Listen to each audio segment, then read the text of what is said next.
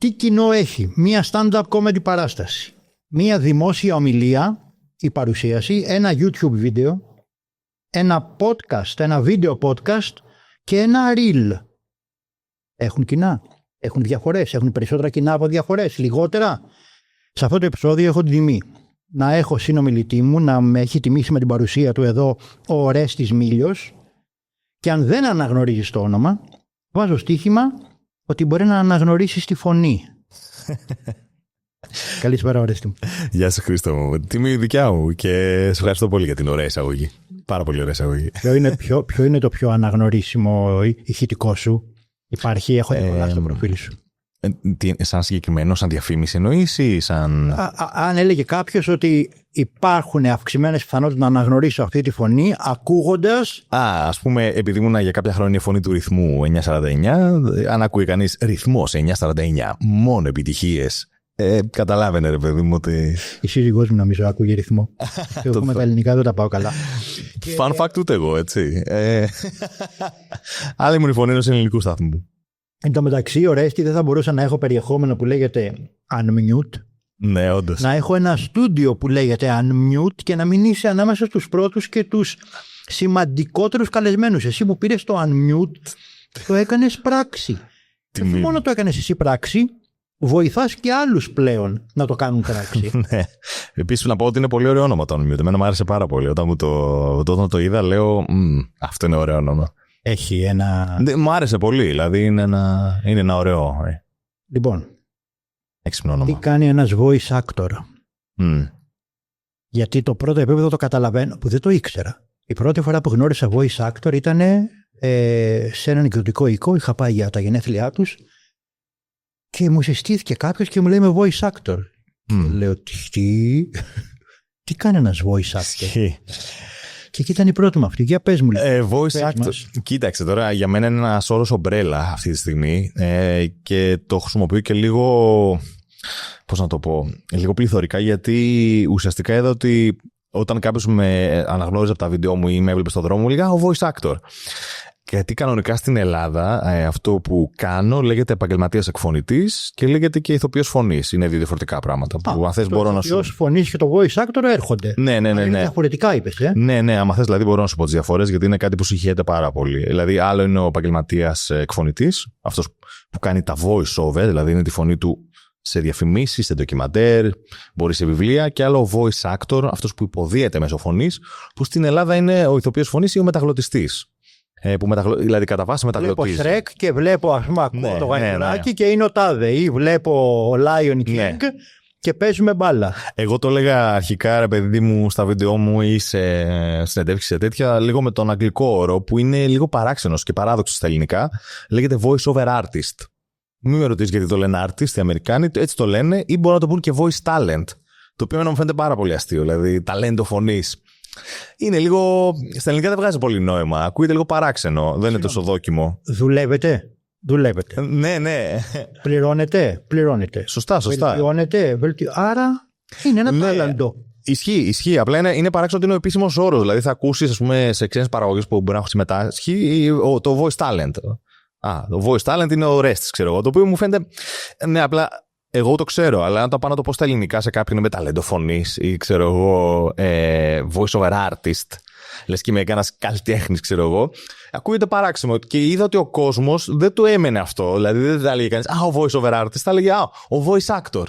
Οπότε το χρησιμοποιώ και εγώ πιο πολύ σαν όρο ομπρέλα, που είναι πιο εύκολα να σου μείνει στο μυαλό. Στα ελληνικά πολλά, ρε παιδί μου, ξέρεις. Ναι. Ή χάνουν ή υπερτονίζονται. Αυτό. Λες και τα αγγλικά έχουν μια ουδετερότητα. Λες και ακούτε σε κάποια πράγματα όντως έχουν. Φυσικά. Ισχύει. Να πεις τώρα είμαι, growth strategy. Κοίταξε, ας πούμε και το public speaking πάντα στα αγγλικά μου φαίνεται πολύ πιο normal από το ρητορική. Δεν ξέρω, η ρητορική στα ελληνικά, που είναι το αντίστοιχο του public speaking, αν και δημόσιος λόγος, δημόσια ομιλία, μπορείς να το πεις και έτσι.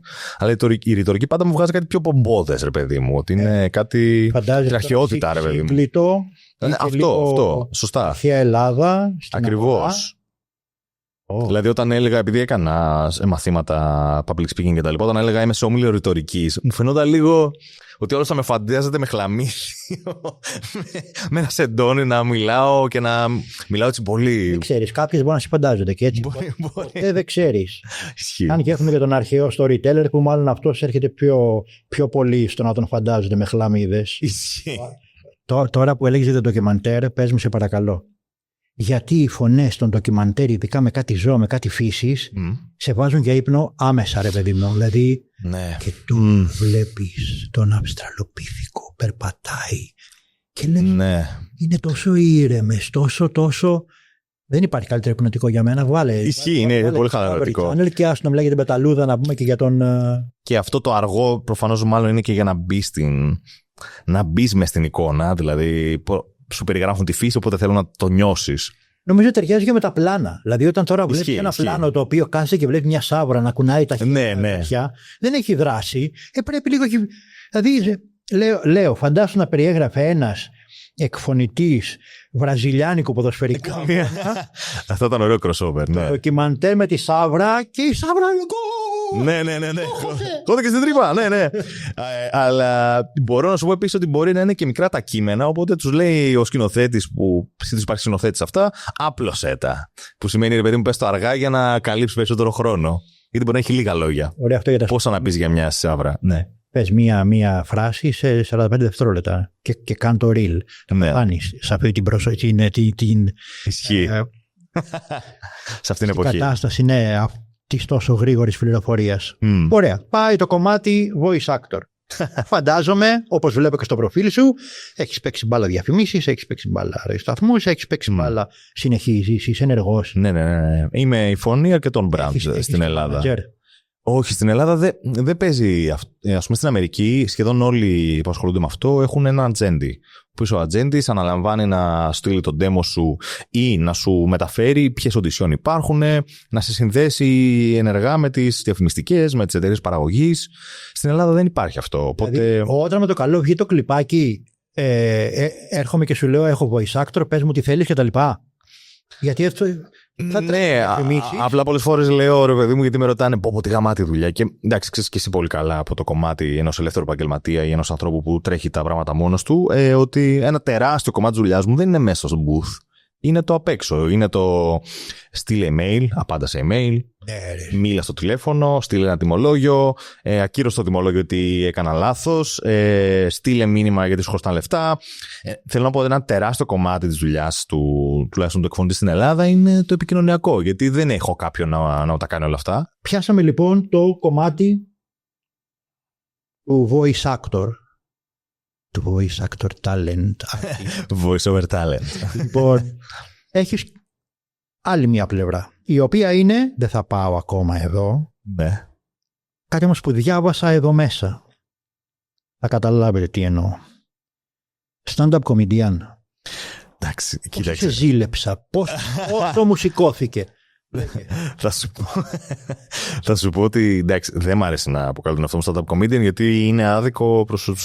Φίλε, τίποτα δεν σε αρέσει να αποκαλείς τον εαυτό σου. Δεν αποκαλούμε έτσι. Θα σου πω. Επειδή έχω πολύ σεβασμό και δεν μ' αρέσει γενικά στην εποχή μας που ο καθένας. Είναι κάτι που δεν το πολύ γουστάω στην εποχή μας, που ο καθένας είναι αυταπάγγελτα, ο τάδε και το πουλάει πολύ. Υπερπουλάει οτιδήποτε είναι. Έχω περάσει το stand-up comedy πολύ νωρίς τη φάση την ελληνική, δηλαδή το. Επιζαραλίκου δηλαδή. Όχι τόσο νωρίς, αλλά το έκανα ας πούμε stand-up το 13-14, που τότε ας πούμε το stand-up δεν ήταν κάτι που το ήξερα μέσος. Τουλάχιστον ο μέσος άνθρωπος που συναστρεφόμουν μου έλεγε stand-up τι, ειδικά μεγαλύτεροι τώρα. Άντε, οι πιο νέοι και οι πιο συνομήλικοι το είχαν ψηλωδεί, ακούσει, αλλά δεν υπήρχε ανεπτυγμένο stand-up στην Ελλάδα. Ακραία, είχε βγει λίγο φυσφύς, κάποια από τα πρώτα ονόματα, ας πούμε, λίγο στην Αθήνα, αλλά ήταν ακόμα στα σπάργανα. Και με πολλούς που είναι τώρα, ας πούμε, έτσι, αρκετά μεγάλα ονόματα ή τέτοιο, παίζαμε μαζί. Δηλαδή, ο Στέλιος Ανατολίτης, ο Ανδρέας ο Πασπάτης, ο Θανάσης ο Σαμαράς, ο αγαπημένος ταξιτζής κωμικός που βλέπω κάνει και χαμό τελευταία και γουστάρω πολύ, γιατί τον πάω πάρα πολύ. Και εγώ τον πάω. Ναι, είναι και φίλος και είναι καταπληκτικό παιδί. Ένας τέλος καλεσμένος, είναι Θεσσαλονίκη, αλλά στον προτείνω. Καλησπέρα λοιπόν. Ναι. Έχουμε και λέμε λοιπόν που ξεκινάει. Ναι. Οπότε έκανα το 13-14 κάποιες παραστάσεις stand-up, έτσι, κάποιους μήνες, ένα χρόνο και. Οπότε ήταν ένα στάδιο. Δηλαδή ήταν η πρώτη μου τριβή, θα πω έτσι, με τον κόσμο της έκθεσης και της έκθεσης, θα το πω γενικότερα. Οπότε εντάξει, δεν θα με χαρακτηρίζω ποτέ stand-up comedian, αλλά είναι ένα παράσημο το οποίο το φέρω με πολύ περηφάνεια, γιατί ήταν και τα πρώτα λεφτά που έβγαλα. Και έχω να το λέω, ήταν πολύ συγκινητικό για μένα, γιατί από μικρό παιδί ονειρευόμουν να κάνω κάτι με την κωμωδία και όταν, ας πούμε, θυμάμαι. Αν θες όλη την ιστορία, δηλαδή, είχε ενδιαφέρον. Όλο ξεκίνησε από μια αφίσα που είδα στο δρόμο, η οποία έλεγε πάρτε την κωμωδία στα σοβαρά. Το γράφεις μέσα. Το γράφω και στο βιβλίο, ναι. Και ήμουν σε μια πολύ σκοτεινή φάση της ζωής μου, πολύ άσχημα, με διάφορες διαταραχές πανικού, αγοραφοβίας κτλ. Οπότε, προφανώς η πρώτη μου αντίδραση ήταν. Το παιδάκι μέσα μου ξύπνησε και λέει: Πω, αυτό που θέλαμε μικρή. Γιατί το ονειρευόμουν πολύ. Μ' αρέσει πολύ να κάνω τους ανθρώπους να γελάνε. Με γεμίζει πάρα πολύ, μου δίνει μεγάλη χαρά. Από μικρό παιδί χαιρόμαι πάρα πολύ να βλέπω κωμικές σειρές με τους γονείς μου και να τους βλέπω να μεταμορφώνονται, να γελάνε. Το θεωρούσα μαγικό το ότι μπορεί να κάνει κωμωδία στον άνθρωπο. Οπότε εκείνη τη στιγμή το παιδάκι φώναξε: Πω, ναι, είναι ευκαιρία, και υπήρχε και ένας δαίμονας. Νομίζω ότι το έγραφε στο βιβλίο, που είπε ότι δεν μπορείς να το κάνεις τώρα. Κάτσε, δεν μπορείς να πεις σε λεωφορείο καλά. Οπότε το ότι κατάφερα να πάω στο σεμινάριο αυτό, γιατί ήταν σεμινάριο ενός κωμικού, ο οποίος έκανε μαθήματα για μήνες, κάθε εβδομάδα παραβδομάδα, ένα 3ωρο μάθημα που μας έκανε όλα τα βασικά της κωμωδίας. Δηλαδή η θεωρία της κωμωδίας, πώς γράφεις ένα αστείο, τι σημαίνει setup, τι σημαίνει punchline, το οποίο εμένα μου έπαθε να εκρήξει το μυαλό μου, γιατί τώρα φαντάσου να σπουδάζεις μηχανικός, πολυτεχνείο, και να κάνεις χάσο-μαθηματικά που δεν γούσταρες κιόλας, και ξαφνικά να κάποιος σου μαθαίνει εφαρμοσμένες τεχνικές κωμωδίας. Ότι ξέρεις, δεν είναι τυχαίο γιατί γελάνε οι άλλοι, μπορείς να το κάνεις με τεχνική. Είχα ενθουσιαστεί και το πρώτο μάθημα πήγα από την αδερφή μου, γιατί δεν μπορούσα να μπω μόνο στο λεωφορείο. Μεγαλύτερη, μικρότερη. Μικρότερη. Και μετά από 9 μήνες, για να πάρουμε το πτυχίο μας, γιατί ήταν σαν ένα πτυχιάκι, ρε παιδί μου, αυτό το έκανε σε τέτοιο στυλ, έπρεπε να δώσουμε παράσταση. Οπότε μετά από 9 μήνες είχαμε φτιάξει ένα κείμενο. Οι μαθητές, λίγοι ήμασταν, και δώσαμε μια παράσταση σε ένα κλειστό μικρό θεατράκι 40 ατόμων, μη φανταστείς δηλαδή, μικρό, το οποίο το γεμίσαμε, δηλαδή κάναμε 2 παραστάσεις σερί, πρώτη και δεύτερη, την ίδια μέρα, το ίδιο βράδυ, και αφού τελειώσαμε, μας λέει συγχαρητήρια, μας δίνει το πτυχίο και μας δίνει και ένα μικρό πάκο με λεφτάκια. Κάτι τρελό, ξέρω να ήταν 60 ευρώ, 40, κάτι τέτοιο. Δεν έχεις. Και λέει αυτά για εσάς. Και εντάξει, αυτή τη στιγμή δεν την ξεχάσω ποτέ. Δηλαδή το λέω και να τριχιάζω, γιατί τώρα για μένα ήταν. Έχω να το λέω, ρε παιδί μου. Τα πρώτα λεφτά που έβγαλα ήταν από την κωμωδία. Το πρώτο χατζηλίκι. Είναι πολύ δύσκολο πράγμα το stand-up comedy και είναι και κάτι το οποίο το θαυμάζω πάρα πολύ. Γιατί το να πεις η κωμωδία βγαίνει από το δράμα. Και το να μπορείς να. Και πολλές φορές η κωμωδία είναι πιο δύσκολο από το δράμα. Γιατί το να θίξεις πράγματα και να. Ουσιαστικά αναπτύξει τη σκέψη του το ακροατηρίου, αν κάνει την κωμωδία σωστά, έτσι. Γιατί υπάρχει. Γιατί υπάρχουν πολλά είδη κωμωδίας. Ακριβώς. Και όλα έχουν τη θέση τους. Δεν θα το παίξω ότι η μία είναι καλύτερα από την άλλη. Υπάρχει και η κωμωδία του Σεφερλή, υπάρχει η κωμωδία. Το Monty Python, υπάρχει και η κωμωδία του Ατζαράκη, υπάρχει όλων. Όλες οι κωμωδίες καλές είναι. Απλά η κωμωδία που εμένα μου αρέσει και τα λοιπά είναι αυτή που βάζει τον άλλο να σκέφτεται. Και τον προβληματίζει και μπορεί να κάνει παράλληλα μια κοινωνική κριτική, κυρίως στους ισχυρούς. Βλέπε πολιτικούς, βλέπε άτομα που έχουν ένα προνόμιο. Status quo, μωρέ. Ναι, είναι μια μορφή ελέγχου. Και το να μπορείς επίσης η αυτοέκφραση μέσα από την κωμωδία, το να θίξεις πράγματα σκοτεινά μέσα σου, γιατί όλοι έχουμε, με έναν τρόπο ο οποίος είναι πολύ απελευθερωτικός. Το να μπορέσεις να γελάσεις με τα προβλήματά σου, θεωρώ ότι είναι μπορείς σχεδόν να τα νικήσεις. Αν μπορείς να γελάσεις μετά. Και αυτό ήταν και τη δικιά μου κωμωδία. Επειδή τότε αυτό που σου είπα με τους πανικούς και με όλα αυτά, αυτό ενσωμάτωσα στο κείμενό μου το πρώτο. Προφανώς με καθοδήγησε και ο δάσκαλος τότε. Έτσι, πολύ ωραία ότι παιδιά, αυτά που μας απασχολούν πρέπει να είναι στο κείμενό μας, όχι αυτά που νομίζουμε ότι οι άλλοι θέλουν να ακούσουν. Και ήταν γύρω από το. Αστείο μάθημα και περιεχομένο. Πάρα πολύ. Ναι. Άμα θες να σταματάς κάπου, γιατί είμαι και εγώ μπλα, ξέρεις. Δεν είναι εδώ. Ναι, αν θες σε κάποιο σημείο, ρε παιδί μου, να εστιάσουμε. Αλλά ουσιαστικά αυτό κράτησα πάρα πολύ από το stand-up. Ένα, ότι η κωμωδία βγαίνει από το δράμα και πρέπει να είσαι ειλικρινής. Όταν λες την αλήθεια σου, με οποιοδήποτε τρόπο, είτε σοβαρό είτε κωμικό, έχει κάτι τρομερά αφοπλιστικό και δυνατό.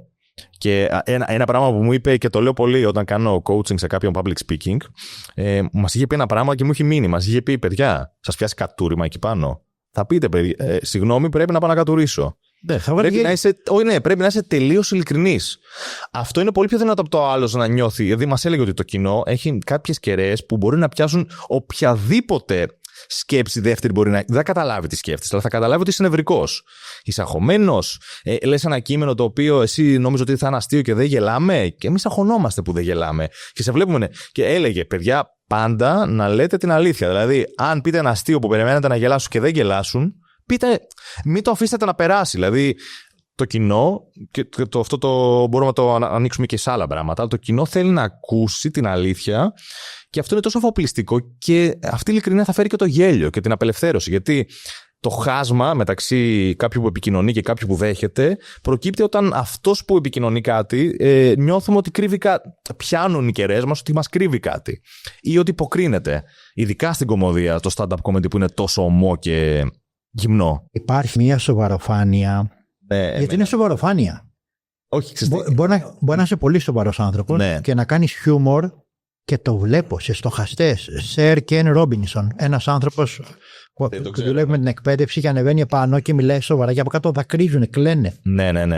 Δεν είναι ανάγκη να είσαι. Ισχύει. Ένας από τους αγαπημένους μου φιλόσοφους, ο Σλαβόι Ζίζεκ, ένας Σλοβαίνος μαρξιστής φιλόσοφος, ο οποίος είναι πάρα πολύ. Δηλαδή, πώς να το πω, τον ακούς να μιλάει, πέρα ότι μιλάει και πολύ με βομολογίες και τα λοιπά, το οποίο το εκτιμώ πάρα πολύ. Δηλαδή, σχένομαι γενικά τον ελιτισμό σε πολλά πράγματα. Δεν μ' αρέσει ο ελιτισμός. Βάζει και Μπουκόφσκι. Έχω διαβάσει, ναι, έχω διαβάσει. Το ιδιαίτερος όπου. Ναι, ας πούμε εκτιμώ πάρα πολύ αυτή την ομότητα. Την αλήθεια βασικά, ρε παιδί μου, εντάξει. Δεν μου αρέσει ο ελιτισμός που παντρεύεται με ένα προσωπείο ότι εγώ είμαι ανώτερος από σένα. Με ενοχλεί πάρα πολύ αυτούς τους ανθρώπους. Γράφω κάτι τόσο σύνθετα γιατί εγώ βνανίζομαι εγκεφαλικά με την ιδέα ότι είμαι τόσο έξυπνος που εσύ δεν θα με καταλάβεις. Αυτό με ενοχλεί πάρα πολύ. Και παράλληλα, εμένα με ενοχλεί και το να βρίζω και να εκλαϊκεύω. Συμφωνώ. Όχι επειδή αυτός είμαι, αλλά για να προκαλέσω. Ναι. Επειδή έχω φαντάσει κάτι. Φαίνεσαι καρικατούρα. Ισχύει. Εννοείται. Μέτρον άριστον, έτσι δεν είναι προφανώς. Απλά εμένα. Σε ελάχιστος που το λέει σωστά. Ξέρω θα μπορώ να το σχολιάσω. Αν μέτρονα. Πάμε. Ναι. Αλλά ναι, οπότε αυτό με την κωμωδία είναι ένα μεγάλο κομμάτι της ζωής μου. Μου μάθε πάρα πολλά. Μου μάθε αυτή την ομότητα και την ειλικρίνεια που προσπαθώ και εγώ να μεταφέρω όταν κάποιον εκπαιδεύω στο να δώσω μια ομιλία. Ότι παιδιά, αν τους καταφέρεις να τους κάνεις να γελάσουν και να μιλάς για πολύ δύσκολο θέμα, έχεις κερδίσει ένα τεράστιο ποσοστό της επιτυχίας στην ομιλία. Δηλαδή, αν καταφέρεις να τους κάνουν να γελάσουν, αν καταφέρεις να πεις την αλήθεια σου. Δηλαδή, εγώ ξεκινήσω τις παραστάσεις μου με το παιδιά, παθαίνω κρίση πανικού, οπότε κάπως ρε παιδί μου, πώς να σου το πω, έφερνα την αδυναμία μου μπροστά, ώστε μετά ρε παιδί μου, τι να σου πω, είναι σαν μια ελευθερία ότι και να πάθω κρίση πανικού εδώ πάνω. Δεν θα με. Δηλαδή, το να το κρύψω θα μου κάνει πολύ χειρότερο από το να. Και αυτό το έχω πάντα. Δηλαδή, ένα πράγμα που μας έλεγε τότε, θυμάμαι ο δάσκαλος αυτός, είναι ότι παιδιά, αν έχετε ένα χαρακτηριστικό πολύ έντονο, έχεις πολύ μεγάλη μύτη, ρε παιδί μου, πολύ μεγάλα αυτιά, η φωνή σου είναι πολύ λεπτή. Ξεκίνα με αυτό. Γιατί το κοινό θα το σκεφτεί. Και όσο δεν το φέρνει στην επιφάνεια, οτιδήποτε είναι, κάτι χαρακτηριστικό. Είσαι με πατερίτσες, ας πούμε. Σου πω ένα πολύ αστείο. Είσαι ντυμένος με παπηγιόν και κουστούμι ενώ κάνεις stand-up. Φέρ' το μπροστά, γιατί το κοινό, όσο δεν αναγνωρίζει την αλήθεια στο δωμάτιο, οποιαδήποτε είναι αυτή, ότι δεν πάω καλά, ότι είμαι αγχωμένος, δηλαδή προσπαθώ να το καμουφλάρω και το ακούνε άλλοι στη φωνή μου που τρέμει, ή ξέρω εγώ είμαι πάρα πολύ ψηλός και δυσκολεύομαι να σκύψω στο μικρόφωνο. Αν το πεις, τους έχεις αφοπλίσει με έναν τρόπο που θα τους κερδίσει με τη μία. Και νομίζω αυτό είναι το όπλο το οποίο θα σου πετάξει μεταξύ στον εαυτό σου. Ακριβώς. Μετά ο άλλος δεν μπορεί να σε. Ναι. Ακριβώς. Λέει, ό,τι ήταν να του πω, το έχει πει. Αυτό. Λοιπόν, μία από τις μεγαλύτερες στιγμές μου, αγαπώ τη δημόσια ομιλία. Χαίρομαι. Και έχω να λέω ιστορίες ατελείωτες. Το πιστεύω. Ένα πράγμα θα σου πω. 2017 έγινε η πρώτη δημόσια ομιλία μου. Σε ένα μεγάλο συνέδριο στο χώρο των events. Εκεί θέτω ένα στόχο, να πάω στην Αμερική να μιλήσω. Σε κάποια μεγάλα συνέδρια του κλάδου μου, το οποίο έγινε το 23. Πήγαμε. Μπράβο. Και έρχομαι τώρα εδώ. σε αυτό που είπες. Γιατί καμιά φορά είδες, άμα την ψάχνεις την αλήθεια ή το μάθημα, θα το βρεις και χωρίς το δάσκαλο. Ναι. Απλά ο δάσκαλος σου γλιτώνει χρόνο και εγώ είμαι πολύ λογικής. Μπρες αυτόν τον τόπο και πάρ' τον και κάντε για να γλιτώνεις χρόνο. Ναι, αυτό. Το βρεις και μόνος σου. Σίγουρα, ναι. Και πάω να μιλήσω στα Αμερικανάκια. Ποιος εγώ με το You Me Speak Green England Very the Best. Ναι. Και ανεβαίνω πάνω στο stage, Αμερικαί, Nashville, και πιάνω το κινητό και λέω Download US accent. Τέλειο. Download. What the fuck? No Wi-Fi. No Wi-Fi. Okay. Θα με. Υπέροχο, να σου πω. Είναι υπέροχο. Θα με πάρετε έτσι όπως είμαι τώρα. Okay. Αυτό είναι ακριβώς αυτό που λέω. Έκανες acknowledge που λένε και οι Αμερικάνοι, αναγνώρισες. Κάτι που θα σκεφτόταν οποιοδήποτε σε ακούσει εκείνη. Ότι αυτός τώρα δεν έχει αμερικάνικη προφορά. Ναι. Το έκανες αστείο, το έφερες μπροστά, τελείωσε ρε παιδί μου. Νομίζω ότι από τότε πρέπει να πήγε. Δηλαδή μετά πρέπει να το σκοτώσεις πραγματικά για να μην πάει καλά με τέτοια ξεκίνημα. Θεωρώ ότι έκανες το καλύτερο ξεκίνημα που μπορείς να κάνεις. Μπράβο, δηλαδή. Είδα τώρα, παιδί μου, αυτό που λες. Τους πήρες στον αέρα, τελείωσε. Το να πούν ποιος τώρα. Ναι, ακριβώς. Μπορεί κάποιος να σου πει κάτι μετά. Εγώ, ας πούμε, όταν ήμουν Εράσμους και κάναμε την παρουσία της Ελλάδος, τότε θυμάμαι. Παρεμπιπτόντως, όταν η Γερμανία έκανε, θυμάμαι, είχαν ξεκινήσει με ένα αστείο που επίσης το βρήκα καταπληκτικό. Μας είχαν ξεκινήσει με ένα αστείο και λέει πόσοι Γερμανοί χρειάζονται για να αλλάξουν μια λάμπα. Βγαίνει ένα παλικαράκι τώρα έτσι κοντούλι, ξανθό, έτσι πολύ αστείο. Και λέει κανένας, γιατί δεν έχουμε χιούμορ και είμαστε πολύ efficient.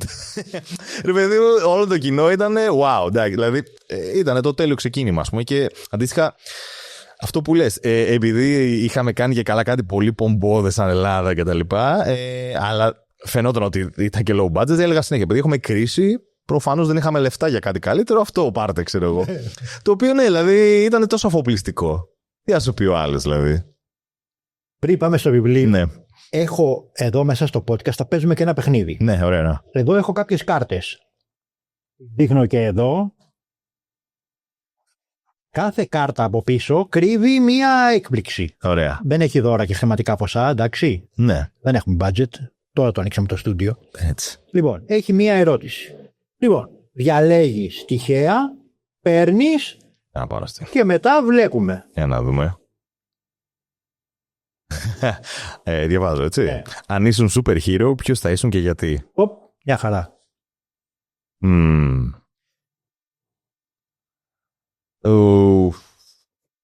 Λοιπόν, εντάξει, αυτό θα το απαντήσω πιο πολύ χιουμοριστικά, γιατί θα ήθελα να πω έτσι κάτι ωραίο και συγκινητικό, αλλά θα πω Spider-Man, γιατί μεγαλώνοντας ήταν ο αγαπημένος μου σούπερ ήρωας. Εμένα ρε φίλε. Ναι, το λατρεύω. Peter Parker ρε φίλε, τέλος. Αυτό. Και επειδή είχα την ευλογία παρό της κρίσης πανικού και όλα αυτά να ταξιδέψω Νέα Υόρκη και να την ερωτευτώ, τώρα ένα σούπερ ήρωας που ζει στη Νέα Υόρκη, τη γυρνάει συνέχεια και έχει αυτή να βλέπει το Μανχάταν βράδυ με αυτόν τον τρόπο, θεωρώ ότι θα ήθελα να ήμουν ο Spider-Man. Εντάξει. Εγώ πλέον, αν και είναι ο αγαπημένος μου, απλά τώρα με αποξενώνει γιατί λόγω του εφηβικού θα πω καταρχήν, αν σε ενδιαφέρει. Πες μου, ναι, όχι, με ενδιαφέρει πολύ. Άλλη. Doctor Strange πλέον. Νομίζω έχει αυτή τη σοφία, έχει περάσει το δικό του το Γολγοθά που δεν πίστεψε μετά και το ξεδιπλώνει τώρα. Και με μάγει πάντα για αυτή τη φωτογραφία με τα πολλά τα χέρια. Και έτσι νιώθω καμιά φορά ότι ακροβατούμε οι ελεύθεροι επαγγελματίες λίγο με το marketing, λίγο με τα social media, λίγο με τα λογιστικά, αυτό που λέγαμε. Ναι. Οπότε ναι. Καλή να φορέσει πολλά κοστούμια. Και άλλες, αυτή φεύγει και πάμε τώρα στο βιβλίο. Πέραν λοιπόν να πω. Voice actor, talent artist, stand-up comedian που δεν είσαι stand-up comedian, αλλά οκ. Και μηχανικός. Είσαι και συγγραφέας. Ναι, τι συγγραφέας. Πρωτού αποκαλύψω. Έχω κάνει μαθήματα, έχω πάρει το έχω δουλέψει με ανθρώπους, έχω δουλέψει με δασκάλα φωνής, θα δουλέψω και με σένα κάποια στιγμή. Θα σε ακούσω και τι έχεις να πει στην Κύπρο, εννοείται θα σε ξεμοναχιάσω εκεί. Έχετε λοιπόν η σύζυγός μου, η οποία δεν είναι, η σχέση με τη δημόσια ομιλία είναι καμία. Περισσότερων ανθρώπων, έτσι. Μανατζαρέα, σε πολυεθνική, τεχνοκράτησα κτλ. Και μου λέει, σώσε με, πρέπει σε ένα ιατροτεχνολογικό κάτι της να βγάλω ένα μικρό λόγο κτλ. Και λέγα μου, τι να σου πρωτοδείξω. να σου ανοίξω βιβλία storytelling, να σου δείξω μαθήματα που έχω πάρει και τα έχω, τα e-course και τα σχετικά. Πάμε public να βρούμε κάτι, να βρούμε αν υπάρχει κάτι εύκολο. Και μπαίνουμε public και όπως χαζεύω, έχω πάει εκεί πίσω που έχει marketing, storytelling κτλ. Με τραβάει ο τίτλος. Κυρίες και κύριοι, άντρα μου και κυρίες μου, άσε κάτω το ρημάδι, μιλάω. Οδηγός public speaking. Αυτό με έπεισε πιο... Εδώ ήτανε okay. Έτσι ακριβώς θα ήθελα να λειτουργήσει. Εδώ λέω να το. Και ξεκινάμε όλοι Εβραίοι. Έτσι ξεκινάμε και ξεφυλίζουμε ανάποδα. Τι μας πιάνει, δεν ξέρω αν το βιβλίο το ανοίγεις έτσι ή έτσι. Πολλές φορές, ναι. Και ξεκινάς λοιπόν και κάνεις το πρώτο σκανάρισμα και πιάνω, έπεσα εκεί στη stand-up comedy. Θέλω να γίνω κωμικός και τα λοιπά και λέω βασικές αρχές. Το παίρνω, ανεβαίνουμε πάνω στο καφέ. Φεύγει μια στιγμούλα, δεν ξέρω, κάπου πήγε στο μπάνιο και τα σχετικά. Το τραβάω φωτογραφία, στο στέλνω. Μπράβο, ναι. Μπράβο, όπου εκεί έγινε. Ακολουθιόμασταν. Εγώ σε ακολουθούσα. Τιμήμα. Ναι, σε ακολουθούσα. Λοιπόν, και το διαβάζω και το διαβάζει. Δεν πρέπει να το διαβάσει. Το ξεφύλισε, κράτησε μερικά πράγματα. Συνέταξε αυτό το μικρή ομιλία. Ένα βιβλιαράκι, παιδιά, όποιος. Δεν έχεις. Θα καταλήξω μετά γιατί το χρειάζεσαι. Ας μην κάνεις δημόσιες ομιλίες σε TED και να μπεις στο Pantheon και στο Wall of Fame των Αμερικάνων ή να μιλήσεις στα United Nations, γιατί είναι το βιβλίο που θα ήθελες να διαβάσεις. Τέλος. Απλό, κατανοητό, συνδέεται, το καταλαβαίνεις. Πολλά βιβλία και έχω εδώ και είδε και ωραίες τις μέσα. Το διαβάζεις και νιώσεις χαμένος. Παράγραφοι, κείμενο. Λες, πελάγωσα ρε παιδιά. Και μικρά γραμματάκια και αν είναι και στα αγγλικά, που η πιο σοβαρή βιβλιογραφία δυστυχώς είναι στα αγγλικά. Δυστυχώς, ναι. Λοιπόν, εδώ το έχεις στα ελληνικά, με σχέδια, με σκίτσα, με τρέλα, με μούρλα, με δομή, με οργάνωση. Άσε κάτω το ρημάδι, μιλάω. Γιατί αυτός ο τίτλος? Νομίζω το ψιλοαπάντησε και πριν. Σου τράβηξε το. Θα σου πω βασικά. Έχει δύο. Ένα είναι το. Είμαι πολύ του επιθετικού marketing. Δηλαδή, σε τέτοια. Δηλαδή, ήθελα να είναι κάτι το οποίο. Και λίγο σοκάρει. Δεν ήθελα να είναι ένα απλά οδηγός public speaking. Οπότε δεν θυμάμαι πώς μου ήρθε στο μυαλό, αλλά όταν μου ήρθε επ' αυτό είναι ο τίτλος. Τελείωσε. Και δεύτερον, ξεκινάει με ένα premise στο βιβλίο ότι ο μεγαλύτερος εχθρός του ομιλητή σήμερα, και όταν λέμε ομιλητή, πολύ καλά το πες, δεν είναι όποιος μιλάει στα Ηνωμένα Έθνη ή σε ένα συνέδριο, είναι οποιοσδήποτε θέλει να μιλήσει σε πάνω από 2-3 ανθρώπους, ρε παιδί μου, σε ένα meeting, σε μια τάξη σχολική. Ναι. Ο μεγαλύτερος εχθρός μας το σήμερα είναι το κινητό. Και δεν θα το πω τεχνοφοβικά και τα κινητά έρθαν να μας. Πολλά από αυτά ισχύουν, όπως και πολλά καλά που έχουν φέρει. Απλά ένα τεράστιο πράγμα που έχουν κάνει τα κινητά είναι ότι αυτός ο υπερπολογιστής που έχουμε με τα τόσα ερεθίσματα στη τσέπη μας, και το έχω δει και από μένα και βλέποντας και παρατηρώντας άλλους ενώ είναι σε ένα ακροατήριο, αν στα πρώτα δευτερόλεπτα κάποιος δεν σου έχει κερδίσει το ενδιαφέρον ή ρε παιδί μου, βλέπεις ότι πλατιάζει, σε κουράζει, θα πιάσει το κινητό, θα ανοίξει η φωτεινή οθόνη και θα βυθίσει σε έναν άλλο κόσμο. Γιατί να ακούσω κάποιον στο σήμερα όταν μέσα στο κινητό μου έχω πρόσβαση στο YouTube που είναι όλη παγκόσμια βιβλιοθήκη άπειρων ομιλητών και μπορώ να δω όποιο θέμα θέλω στο ίντερνετ με πολύ πιο ωραίο τρόπο. Γιατί να ακούσω κάποιον στο σήμερα, και αυτό είναι και μια δικιά μου ερώτηση εσωτερική γράφοντας το βιβλίο, γιατί να ακούσει κάποιον σήμερα από κοντά, εφόσον μπορώ να βρω κάποιον σίγουρα πιο καλό ομιλητή, μπορεί πιο έμπειρο, πιο γνώστη στο θέμα, να δω ένα βίντεο 5 λεπτών στο YouTube και να μου πει 10 φορές και πιο σημαντικά πράγματα. Οπότε θεωρώ ότι αν ο σύγχρονος ομιλητής, οποιοσδήποτε ομιλητής, καλείται να ανταγωνιστεί το smartphone για να κερδίσει την προσοχή του ακροατήριου από το smartphone τους. Και γι' αυτό ήθελα να είναι κάτι με το κινητό. Η fun fact το είχα γράψει αρχικά στα αγγλικά για τον λόγο που συζητούσαμε στην αρχή. Μου φαινόταν τα αγγλικά. Εντάξει, καταρχάς έκανα public speaking σε αγγλικό όμιλο ρητορικής, οπότε ήταν πολλοί όροι. Οι Toastmasters, ναι. Να τους έχεις ακουστά. Είναι πολύ μεγάλο σχολείο, ναι, και το προτείνω αβέρτα σε κόσμο. Είναι έχουν και ελληνικά branches, Ναι, κυρίως ελληνικά έχουν, απλά έχουν και ένα αγγλόφωνο καθαρά στην Αθήνα. Αθήνα, στο οποίο έτυχε εγώ να πάω εκεί, να μου αρέσει το κλίμα και όλα αυτά. Οπότε έμεινα εκεί και διάβαζα τότε και πάρα πολλά βιβλία στα αγγλικά. Καλή ώρα, όπως βλέπω εδώ. Οπότε μου έβγαιναν κάποιοι όροι πιο αυθόρμητα στα αγγλικά. Δηλαδή από το public speaking που είναι πιο. Δεν ξέρω, τα αγγλικά έχουν μια δύναμη, είναι πιο ουδέτερα πολλές φορές και πολύ πιο απλά. Είναι ουδέτερα γιατί δεν έχουν το γένος μέσα. Ναι, επίσης. Οπότε δεν έχεις να βάζεις άρθρα και αυτό. Να πεις την ίδια φράση με λιγότερες λέξεις. Ακριβώς. Τα δυνατότερα. Και μου βγαινε, ίσως και επειδή δούλευα στα αγγλικά, δηλαδή έγραφα στα αγγλικά πολύ στη βασική μου δουλειά, στην πρωινή μου δουλειά, οπότε μου έβγαινε κάπως εύκολα στα αγγλικά και εντάξει, τότε είχα και το πλάνο λίγο στο μυαλό μου. Αφελώς ότι θα το κάνω και αυτοέκδοση στην Amazon και ποτέ δεν ξέρεις.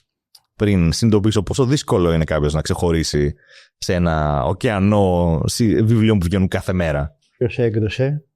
Εκδόσεις παιδείου, ελληνικά γράμματα, ναι. Οπότε στην αρχή το είχα τελειώσει στα αγγλικά, το γράψιμο, και μετά το μετέφρασα στα ελληνικά, από τα αγγλικά μου. Το εικαστικό ποιος το έκανε που είμαι και γραφίστος εγώ? Από τις εκδόσεις παιδείου, μια εξαιρετική συνάδελφος. Το φίλο Ειρηνή, αυτή είναι. Ναι. Και νομίζω έκανε και την επιμέλεια όλου του βιβλίου. Ήταν το όραμά μου γενικά, επειδή είμαι πάρα πολύ οπτικός τύπος και επειδή αυτό που λέω δεν μπορώ τη σοβαροφάνεια, δεν μπορώ τα πολύ. Και νιώθω ότι απευθύνεται και σε μια γενιά η οποία, όπως το είπες πολύ ωραία, στη μεταξύ μας κουβέντα πριν ξεκινήσουμε να γράφουμε, στη γενιά που ψιλομεγάλωσε και με καρουζέλς και με πολλή εικόνα, ένιωθω ότι θέλω να θυμίζει ένα ωραίο Instagram post. Δηλαδή να τα διαβάσεις το βιβλίο μη γραμμικά, να μπορείς να το διαβάσεις μη γραμμικά και να μπορείς να το ανοίξεις και να πεις ας πάρω ένα μικρό 2 σελίδες. Κάτι πολύ πρακτικό, το οποίο είναι σαν ένα snippet. Ναι, ένα snippet, ακριβώς. Οπότε αυτό το όραμά μου και έτσι καθοδήγησα και τον εκδοτικό να το φτιάξουμε μαζί, το εικαστικό. Το προτείνω λοιπόν, παιδιά. Εννοείται, δεν το συζητάω. Ναι. Και να πω κάτι για μόνο για το βιβλίο. Δεν παίρνω commission, δεν έχουμε εδώ affiliate. Ισχύει. Πραγματικά το πούλησε πολύ κάτι, το πούλησα εγώ το βιβλίο και σε ευχαριστώ γι' αυτό. Το μόνο έτσι που θέλω να πω για το βιβλίο είναι ότι δεν θεωρώ ότι κάποιος μπορεί να πει σήμερα κάτι για το public speaking που είναι τρομερά ρηξικέλευτο και καινοτόμο, που δεν έχουν πει ήδη οι αρχαίοι Ρωμαίοι, οι αρχαίοι Έλληνες ρήτορες. Απλά αυτό που νομίζω κάνω στο βιβλίο μου έτσι και έχει ενδιαφέρον είναι ότι επειδή η πορεία μου ξεκίνησε από το stand-up, μετά πήγε σε αυτοσχεδιαστικό θέατρο, μετά πήγε σε υποκριτική φωνή, ομίλους ρητορικής, voice acting, ένα τέλος πάντων μοσαϊκό πραγμάτων. Νιώθω ότι, ρε παιδί μου, αυτή η σύνθεση όλων αυτών των πραγμάτων και ερεθισμάτων που έχω πάρει, προσπάθησα να την μαζέψω και να την κάνω κάτι. Δηλαδή, νιώθω ότι τουλάχιστον μπόρεσα να δω το public speaking από διαφορετικές οπτικές και να δανειστώ από διαφορετικά πράγματα, σημαντικά πράγματα που εμένα με βοήθησαν και να τα συνθέσω σε ένα ενιαίο πράγμα. Δηλαδή, αυτή είναι το διαφορετικό πράγμα που νομίζω μπορεί να κερδίσει κανείς στο βιβλίο. Μα είναι και συνταγή επιτυχίας. Θα το πάρει κάτι που είναι πάρα πολύ οικείο και κάνει το repackaging. Ναι. Εξυγχρόνισε το, πρόσθεσε κάτι, συνδύασε πράγματα. Αυτό, και συνδύασε πράγματα που είναι και λίγο σύνδετα. Αυτό προσπαθούσα να κάνω και στο βιβλίο. Διάλεξε, δεν καθοδηγώ. Η μεγαλύτερη γκάφα που σου έχει συμβεί σε σκηνή. Ωραία, οκ. Θα με πάει πάλι στο stand-up. Κοίταξε, το stand-up μου δεν είχε πολύ, δεν μακροημέρευσε, γιατί και ήμουν αρκετά μικρότερος και πολύ πιο αφελής, αλλά συνδέεται με τη μεγαλύτερη γκάφα που έκανα, γιατί έκανα κάτι που στο stand-up είναι απογορευτικό. Είχα ένα μισή ώρα κείμενο, το οποίο πήγαινε πάρα πολύ καλά, γεμίζαμε θεατράκια, με άλλους 2 που παίζαμε μαζί κωμικούς, κάναμε sold out κτλ. Σε μικρά θεατράκια, αλλά πήγαινε πάρα πολύ καλά και ήταν ένα πολύ καλό κείμενο. Και κάποια στιγμή, εντάξει, πραγματικά, wow. Η αφέλεια του έτσι, όχι ανερχόμενου, αλλά νέου κωμικού κτλ. Είπα, ξέρεις τι, το βαρέθηκα το κείμενο, θα γράψω ένα καινούριο, το 0. Το οποίο είναι ένα no-no στο κωμωδία, γιατί γενικά οι μεγάλοι κωμικοί και πολλοί κωμικοί ουσιαστικά ενσωματώνουν νέα beats, δηλαδή νέα 5 λεπτά ας πούμε, στον κορμό του παλιού κειμένου σταδιακά, δοκιμάζοντάς τα σε μικρά κοινά ή σε κάποιες σκηνές, και μετά ουσιαστικά γίνεται οργανικά, αλλάζει το κείμενο, μεταμορφώνεται. Προσθέτεις, βγαίνει κάτι, σε 6 μήνες μπορεί να είναι κάτι τελείως διαφορετικό. Ακριβώς. Δεν πάρει χαμπάρι κανείς όμως. Ναι, ακριβώς, και πάντα έχουν ένα safe κορμό, δηλαδή κάτι που ξέρουν ότι δουλεύει. Γιατί αλλιώς μπορεί να ξεδοκιμάσεις πράγματα που προφανώς στο χαρτί σου φαίνονται κάπως και στο κοινό να πάνε άπατα και να πάει χάλια. Αυτό ακριβώς έκανα. Και επειδή έπαιζα και κάποιο διάστημα και είχαν έρθει όλοι οι φίλοι μου να με δουν και όλα αυτά, γράφω ένα νέο κείμενο, ένα νέο μισάωρο κείμενο, που είναι πάρα πολύ. Και επίσης το διαφημίζω κιόλας τότε στο Facebook που είχαμε, πριν το Instagram και όλα αυτά, ότι παιδιά θα παίξω το νέο μου κείμενο εκεί και ελάτε και το ένα και θα γίνει χαμός. Αφέλεια τώρα και. Overpromise. Πάρα πολύ. Και εκεί τυχαίνει τώρα, σπάει ο διάολος στο ποδάρι του και γεμίζει ένα μαγαζί με 50 δικά μου άτομα. Αφού έκανε πλάκα, θυμάμαι ο παρουσιαστής τότε, ότι έπρεπε να γίνεις PR, όχι κωμικός. Και μέσα σε όλους αυτούς ήταν και μια πρώην κοπέλα μου. Έγινε πρώην μετά την από αυτή την παρουσίαση? Όχι. Αλλά ήταν σχετικά πρόσφατος χωρισμός. Και εκεί λοιπόν είχα ένα κομμάτι για αυτήν στο κείμενο, μικρό. 2 τάκες, τρε παιδί μου ήταν. Απλά ήταν για κάτι λίγο ντροπιαστικό. Προφανώς δεν ονομάτιζα πια κτλ. Αλλά επειδή η κωμική όντως αντλούμε από την πραγματική μας ζωή, μου είχε συμβεί κάτι πολύ αστείο σεξουαλικής φύσης μαζί της, το οποίο το είχα γράψει στο κείμενο. Είχα δει ότι είναι στο κοινό, αλλά μέσα στον αυθορμητισμό του stand-up το μοιράστηκα. Προφανώς το κοινό δεν ήξερε για ποια μιλάω κτλ. Αλλά εγώ, σαν καλό παιδί, θεωρώ, ένιωσα πολύ άσχημα, πολύ άβολα. Και το μετάνιωσα πολύ αφού το έκανα. Δεν ξέρω καν αυτή, ρε παιδί μου, αν ένιωσε άβολα κτλ. Δεν συζητήθηκε ποτέ, αλλά ένιωσα πολύ άσχημα γι' αυτό. Και επίσης, οι 2 φορές έπαθα σεντόνι. Δηλαδή, ξέχασα τα λόγια μου. Έτρεξα να πάρω ένα χαρτί που είχα, τσαλακωμένο, να διαβάσω, γιατί ξέχασα τα λόγια μου. Προφανώς δεν τα είχα προλάβει να το προβάρω αρκετά. Και επίσης, πολλά αστεία που εγώ στο μυαλό μου ήταν πολύ αστεία, μπροστά στο κοινό δεν πήραν κανένα γέλιο. Οπότε ήταν από τις χειρότερες εμπειρίες της ζωής μου και νομίζω αυτό με έχει κάνει και λίγο ατρόμητο στο public speaking, γιατί λέω δεν μπορεί να πάει χειρότερα από αυτό. Είχε πάει πάρα πολύ άσχημα, δεν πήγε καλή παράσταση και γενικά μετά με οδήγησε σε μια περίοδο που δεν πήγαινε πολύ καλά το stand-up για μένα.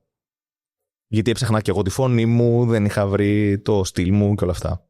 Δημοτικό Θέατρο Πειραιά, συνειδητοποιώ στο τέλος της ομιλίας μου ότι είμαι με κατεβασμένο φερμουάρ. Εντάξει. Θα πω ότι έχει συμβεί, φαντάζομαι, πάρα πολλές φορές σε πολύ κόσμο, οπότε. Το έχεις εμένα όμως. Ναι, εντάξει. Όχ. Λοιπόν. Συμφωνείς ή διαφωνείς? Οι περισσότεροι creators αυτή τη στιγμή στα social δεν έχουν τίποτα ουσιαστικό να πούν. Συμφωνώ. Συμφωνείς? Συμφωνώ με άβολες αλήθειες εδώ, αλλά μπορεί να διαφωνήσει κιόλας. Κοίταξε, σε όλα αυτά τώρα δεν υπάρχει άσπρο μαύρο, υπάρχουν πολλές αποχρώσεις του γκρι. Πολλές. Και 50. Το λέω πολύ. Τουλάχιστον 50. Σωστά. Θα πω ότι γενικά ένα τεράστιο ποσοστό αυτό που βλέπουμε στα social είναι αναμερικασμός. Αναμερικασμός, το είπα σωστά αυτού. Πραγμάτων που έχουν πει άλλοι και απλά, ρε παιδί μου, γίνεται μια συνέχεια, σαν να ανακατεύουμε συνέχεια το ίδιο μίγμα και απλά. Δεν είναι πρωτότυπο στα social media. Υπάρχει στην τηλεόραση. Απλά τα πρωινά αναπαράγουν τα βραδινά, τα βραδινά αναπαράγουν τι έχει υποθεί στα πρωινά και είναι όλο αυτό το αναμάσιμα και το ξαναπάρτο και να το στύψουμε, ρε παιδί μου, δηλαδή να μην μπορεί να. Εγώ βλέπω πολύ λίγα πράγματα πρωτότυπα και πολύ λίγους πρωτότυπους original δημιουργούς πλέον. Κοίτα, και για κάποιον που θα πει δεν υπάρχει παρθενογέννηση κτλ. Όντως, αλλάξουμε τη λέξη πρωτότυπο με δημιουργικό. Ναι. Λίγο προσπάθεια, ρε παιδί. Δεν θα σου πω ότι κι εγώ ό,τι βγάζω ή ό,τι κάνω είναι από το μηδέν, προφανώς. Η Κλέψα Καλλιτέχνης, από τα πιο αγαπημένα μου βιβλία του Austin Kleon. Και τα 3. Είμαι σίγουρος, ναι. Είναι από τα βιβλία που μου είχα χαράξει μικρότερο, γιατί. Για μένα είναι το καλύτερο βιβλίο για social media, χωρίς να μιλάει για social media. Μπράβο. Είναι ένα βιβλίο εξαιρετικό. Όχι, αυτό είναι το δεύτερο. Το καλύτερο βιβλίο είναι το Show Your Work, το Πούλασα Καλλιτέχνης. Γιατί το ένα είναι το input και το άλλο είναι το out. Σωστά. Το Κλέψα Καλλιτέχνης λοιπόν με έχει χαράξει, γιατί αυτό σου μάθαινε, ότι ο καλλιτέχνης. Δεν θυμάμαι τώρα, το λέει πολύ καλύτερα Austin. Απλά θυμάμαι το νόημα ότι σου λέγει ότι αν καταφέρεις να πάρεις τις μεγαλύτερες εμπνεύσεις και τις συνδυάσεις και βάλεις και κάτι δικό σου, θα φτιάξεις κάτι τόσο μοναδικό σαν κράμα που σίγουρα θα ξεχωρίσει. Κακό είναι αντιγραφή. Ο καλλιτέχνης κλέβει, έλεγε, από τις εμπνεύσεις του και τα συνδυάζει να φτιάξει κάτι καινούριο. Ο κακός όχι ο τέτοιος, ουσιαστικά αντιγράφει. Και εγώ βλέπω πολλές αντιγραφές στα social. YouTuber, ο MKBHD, είναι το μεγαλύτερο τεχνολογικό κανάλι. Έκανε ένα πείραμα. Ανέβαζε ένα βιντεάκι στο YouTube, το έκανε download από YouTube, το ξανανέβαζε, download κτλ. Να δει πώς θα αλλοιωθεί αυτή η εικόνα. Μετά από 20, 30, 40 φορές ξεκίνησε πλέον και αυτό, είχε σαφή, πολύ εμφανή πτώση ποιότητας, Ναι. και στην 80η, 90η φορά δεν φαινότανε. Ήταν σαν να βλέπεις τίποτα, ένα Pixels, blob. ναι. Pixels. Το ίδιο πράγμα μπορεί να σημαίνει και μια φωτοτυπία. Ναι, Πάρε ναι. το ίδιο κείμενο και συνέχισε να το φωτοτυπείς. Θα ξεκινήσουν κάτι μαυράκια, θα ενισχυθούν κτλ. Αυτό συμβαίνει και με το content. Ναι. Όταν το φωτοτυπείς και το πάρει και το κάνει για ένας άλλος, δημιουργείται ένα ολοένα και χειρότερο Αντίγραφο, ναι. αντίγραφο, καχέκτυπο, ναι, και χειροτερεύει το πράγμα. Και παιδιά, δεν είπα εγώ να μην πάρεις έμπνευση. Συν μια μεγάλη παθογένεια, αρνούμαστε να δώσουμε credits γαμώ το κερατό μου. Πες το ρε που το είδες. Επίσης, ναι. Πες το. Είδα σε ένα ξένο λογαριασμό ένα πολύ ωραίο σκέτς και στο δίνω. Ναι. Σου δίνω τη δική μου εκδοχή. Δεν θα με κρίνεις. Ισχύει. Συμφωνώ πάρα πολύ σε αυτό και θέλω να το κάνω και εγώ περισσότερο, γιατί όντως εμπνέομαι από διάφορα πράγματα και θέλω να αρχίσω να δίνω όλο το credit. Δηλαδή θέλω, ρε παιδί μου, να τα κάνω πλέον name. Ότι ξέρεις, εμπνεύστηκα από αυτό. Ήμουν εκεί πέρα και το είδα και έπεσα κάτω τα γέλια. Και λέω πρέπει να το story. Ναι. Κάρτα. Τελείωσε η ερώτηση. Κάρτα. Για να πάρω μια κάρτα. Unpopular opinion. Στο χώρο σου. Δημόσια ομιλία. Προσπαθώ να σκεφτώ. Ναι. Κάτσε να σκεφτώ τώρα. Είναι δύσκολη η ερώτηση. Θα πω. Εντάξει, αυτό είναι γενικός προβληματισμός μου, ότι δεν μ' αρέσουν οι απολυτικ influencers, παύλα, creators κτλ. Δηλαδή θεωρώ ότι οποιοσδήποτε έχει δημόσιο βήμα οφείλει να είναι πολιτικοποιημένος με έναν ή άλλο τρόπο. Όχι κομματικά απαραίτητα. Απλά νιώθω ότι η πολιτική είναι στα πάντα που από τη στιγμή που θα βγεις από το σπίτι σου είναι πολιτική πάρα πολλά πράγματα. Ποιοι καταπιέζονται, ποιοι έχουν εξουσία, ποιοι είναι σε χειρότερη κατάσταση από σένα, ποιοι είναι σε καλύτερη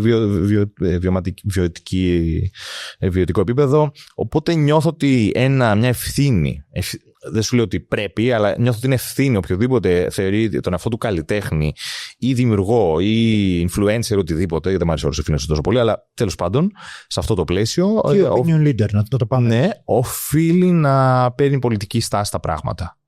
Unpopular, ίσως, ναι. Μα αυτό να το ζητούμε. Ναι. Συμφωνείς ή διαφωνείς? Τα σκετσάκια από επιχειρήσεις, ναι, το βλέπεις. Το βλέπω, ναι. Είναι υπερεκτιμημένα, είναι overrated. Στο αποτέλεσμα που φέρνουν στις επιχειρήσεις. Ως στρατηγική.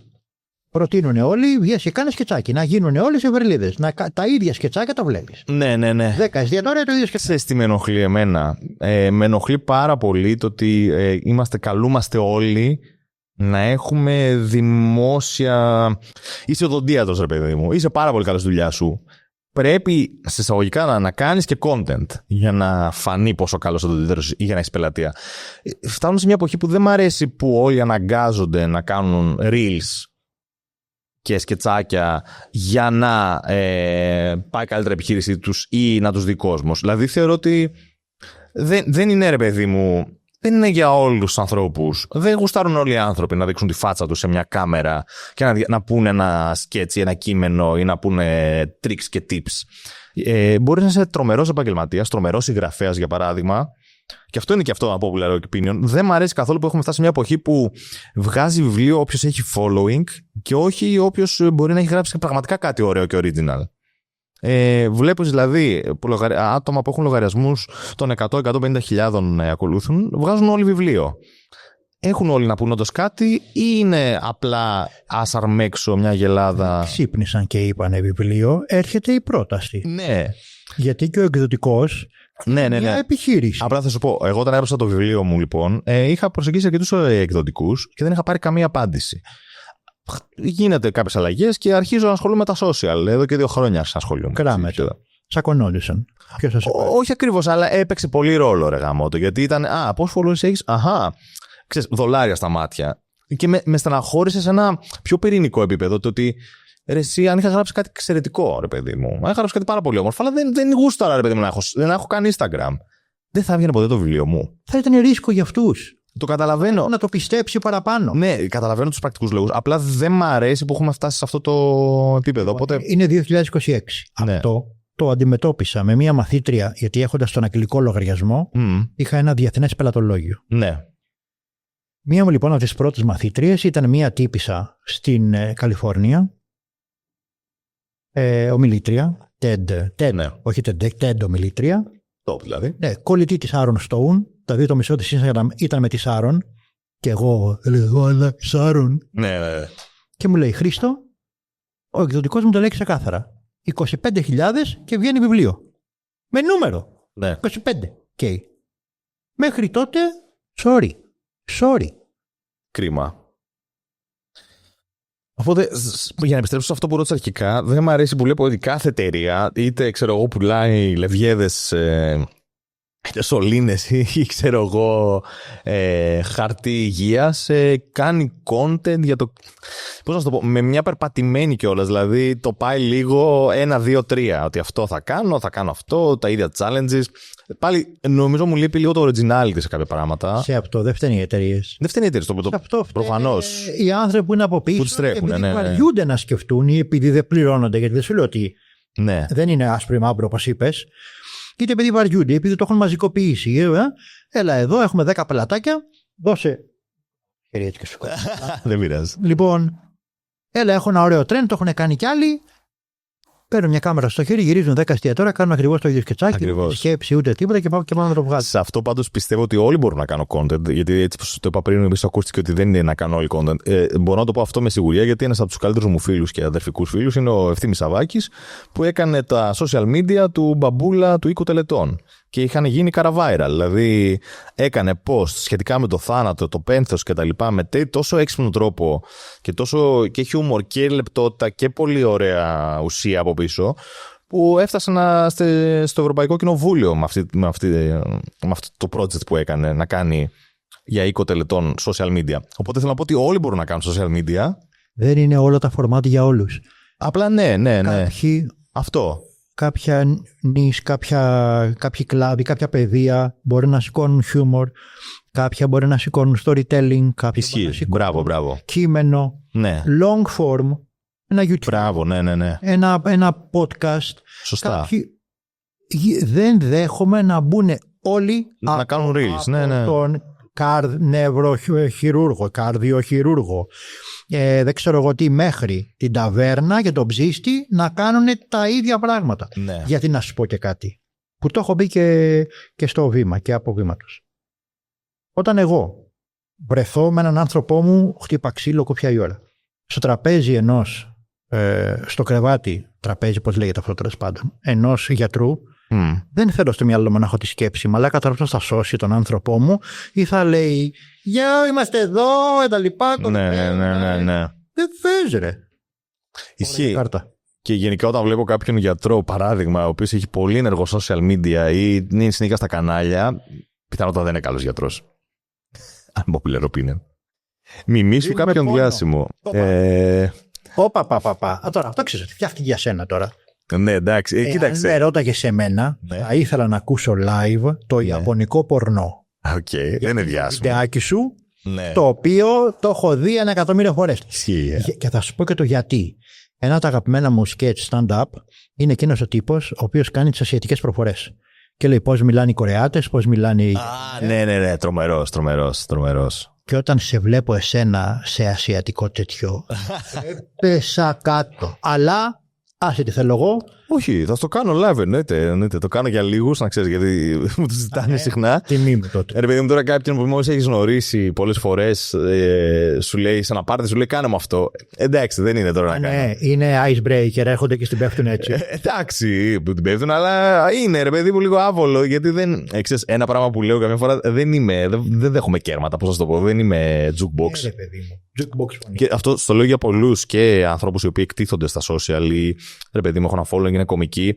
Ξέρεις, ότι βλέπεις έναν άνθρωπο στα social, δεν σημαίνει. Αυτό έχει λίγο, ίσως έχει βγει και σένα. Το paranormal, parasocial relationship που λέει, που γίνεται. Ότι είναι ο όρος που ουσιαστικά κάποιος σε ξέρει, ενώ εσύ δεν τον ξέρεις.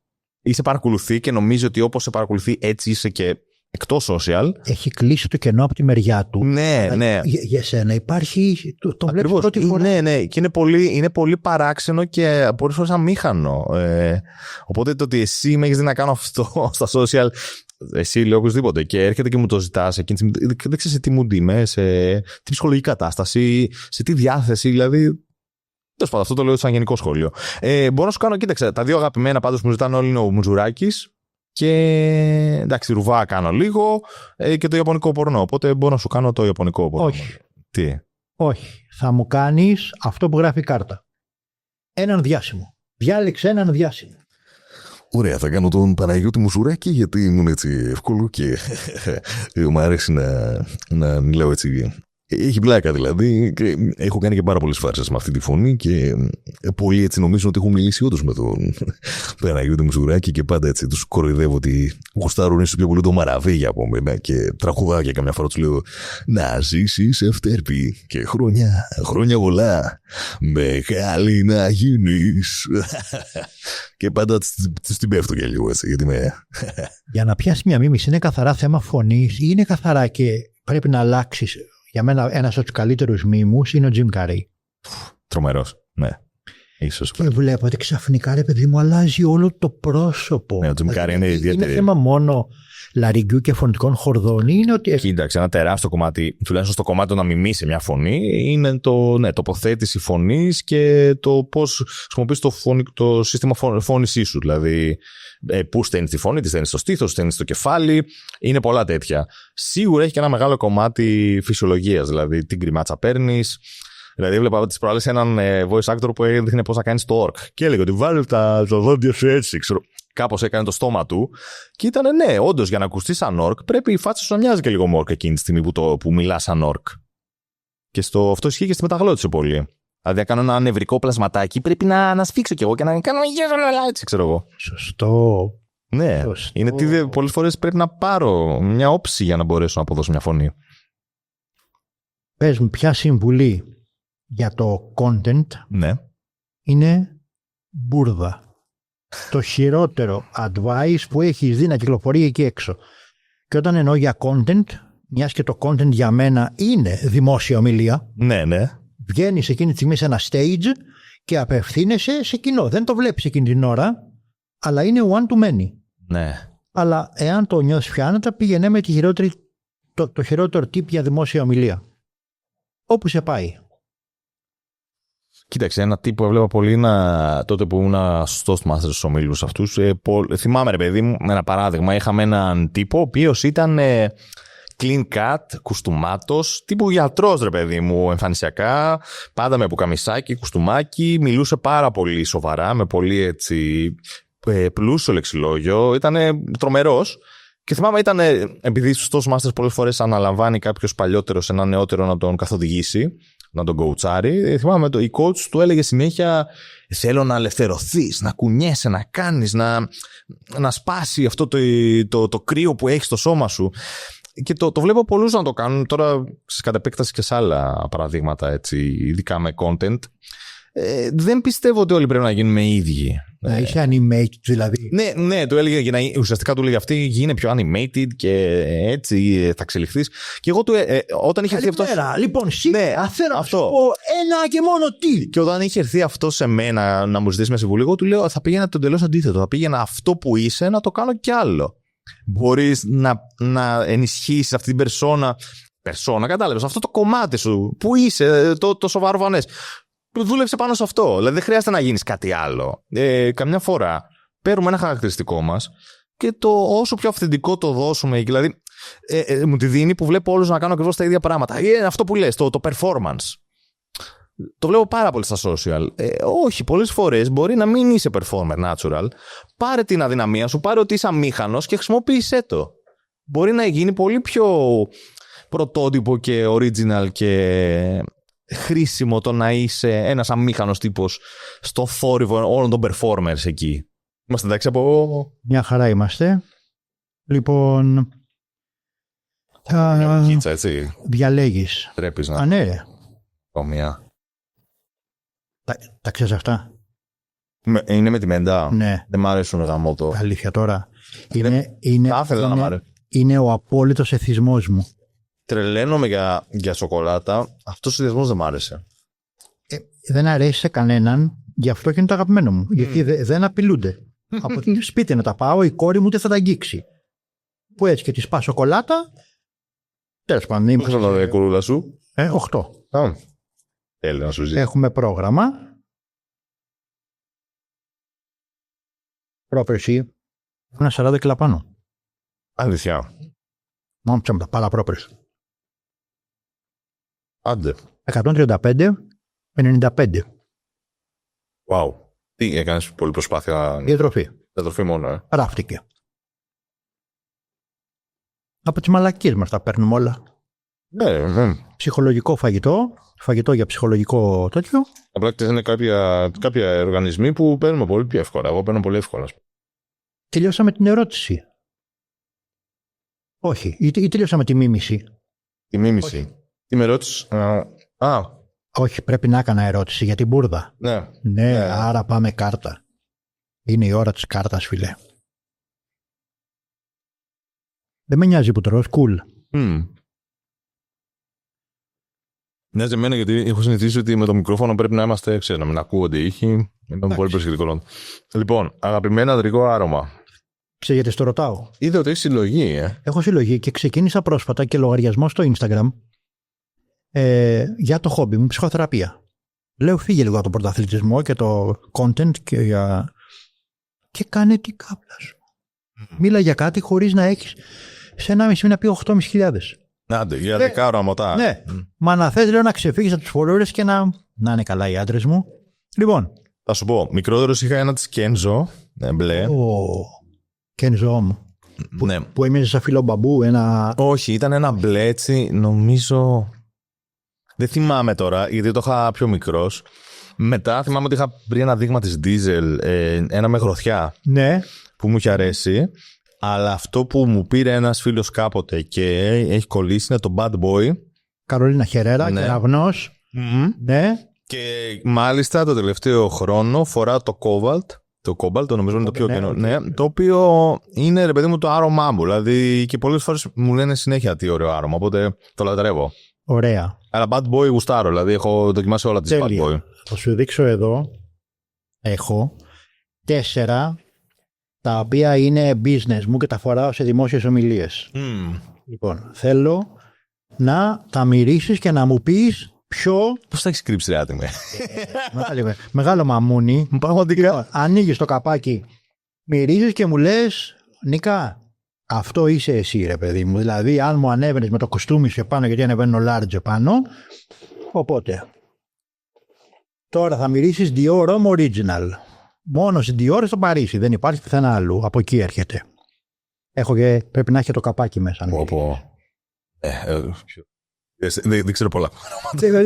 Δεν χρειάζεται να ξέρεις. Εξαιρετικό. Δεν ξέρω. Δεν θα πρέπει να μιλήσω κατά άλλα για να σου πω, αλλά αυτό είναι εξαιρετικό. Ωραία. Η ίδια σειρά, Dior Homme.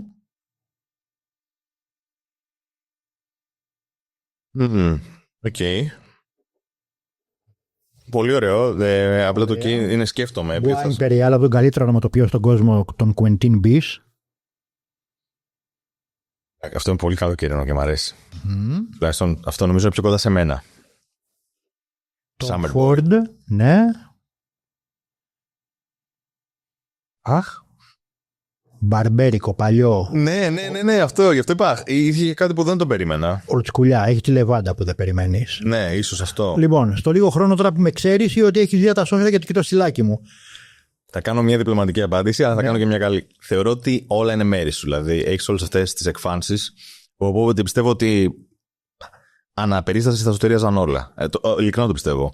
Νιώθω ότι αυτό ίσως είναι πιο κοντά, το πρώτο. Είναι και η πιο πρόσφατη αγορά. Δεν ξέρω, νομίζω πιο κοντά, αλλά δεν είμαι κανένας τώρα, μην φανταστείς, αλλά αυτό μου έκανε, το μύρισα και μου. Ωραία, Dior Homme Original, κυρία Χινότα Ήριδα, θεωρείται ένα από τα masterpieces της σύγχρονης αρωματοποιίας. Πρέπει να το βάλουμε εδώ. Τέλεια. Όλα αγαπημένα, εντάξει. Όταν έχεις τώρα 130 παιδιά δεν μπορείς να διαλέξεις. Ισχύει, το καταλαβαίνω. Εντάξει. Και εγώ δηλαδή και αυτό κόλλησα με ένα άρωμα, γιατί νιώθω ότι αν δοκιμάζω κι άλλα, θα τα χάσω. Δηλαδή να είναι καλά στους φίλους που μου είχε πάρει αυτό το άρωμα, γιατί αλλιώς. Ένα βιβλίο που θεωρείς ότι πρέπει να διαβάσουν όλοι. Που ασχολούνται με δημοσιομιλία, με δημόσιο λόγο, με εμφάνιση, με κοινό κτλ. Όλοι να το διαβάσουν τώρα η μάνα μου. Ναι. Ας σου πω, πολύ είναι το How to Win Friends and Influence People του Carnegie, που είναι όντως, ξέρω εγώ, μνημειώδες και τέτοιο. Εντάξει, πολύ ωραίο βιβλίο, είναι όντως μια καλή πρώτη επαφή. Εμένα από αυτά που είδα και εδώ πέρα, κατεβάζουμε ένα βιβλίο. το έχω και το έχω και στη βιβλιογραφία μου, γιατί έχω κάποια πράγματα μέσα. Το Made to Stick θεωρώ. Το είδα με τη φόρμουλα Success. Και, θα σου πω και ένα άλλο βιβλίο. Δεν το έχω δει πολύ να συζητιέται. Το είχα διαβάσει πολύ μικρότερος. Δεν θυμάμαι πώς έπεσα πάνω του. Λέγεται Influence και είναι από τον Καλντίνι. Ναι, Καλντίνι. Μου είχε κάνει τρομερή εντύπωση όταν το είχα διαβάσει. Θυμάμαι ότι με είχε επηρεάσει σε πάρα πολλά επίπεδα. Δεν το είχα ποτέ. Το είχα online σκέψου. Δεν το είχα πάρει ποτέ. Wow, δεν το έχω δει από κοντά. Ναι, βλέπω και σημειώσεις και τέτοια. Λοιπόν, αυτό το βιβλίο μου είχε κάνει τρομερή εντύπωση όταν το διάβασα και είναι από τα πιο διαχρονικά πράγματα που. Ρε παιδί μου, όταν λες ότι κάτι σε έχει επηρεάσει και δεν έχω δει καν πώς είναι ο Καλντίνι. Έτσι είναι. Okay. Δεν την είχα δει. Είναι ζώρικο, δεν είναι εύκολο ανάγνωσμα. Ήταν δύσκολο ανάγνωσμα. Απλά νιώθω ότι κάποιος που ασχολείται με το marketing, αλλά γενικά οποιοδήποτε, έχει πράγματα μέσα τα οποία είναι εφαρμοσμένη ψυχολογία αρκετά πάνω στην επιρροή των ανθρώπων και τεχνικές επιρροής και το πώς μπορείς να απαντήσεις. Που το θεωρώ top. Δηλαδή μου είχε αρέσει τότε πάρα πολύ. Αν το ξαναδιαβάσω σήμερα, δεν ξέρω αν θα είναι το ίδιο. Και επίσης μου αρέσει πάρα πολύ για το οποίο θα κάνω και βίντεο σύντομα, Never Split the Difference, που είμαι σίγουρος πάλι ότι το έχεις. Εγώ απουσιάζω. Ναι, του Master Negotiator. Το βρήκες? Και τα δύο. Wow. Ναι, εγώ αυτό έχω, το αγγλικό έχω. Ποτέ στη μέση δεν ήξερα καν ότι έχει μεταφραστεί. Ναι. Ωραίος τίτλος. Οκ. Ναι, λοιπόν, ο Chris Voss επίσης και έχει κάτι για τη φωνή μέσα, το οποίο θα κάνω ένα βίντεο που κάνω reference σε αυτό.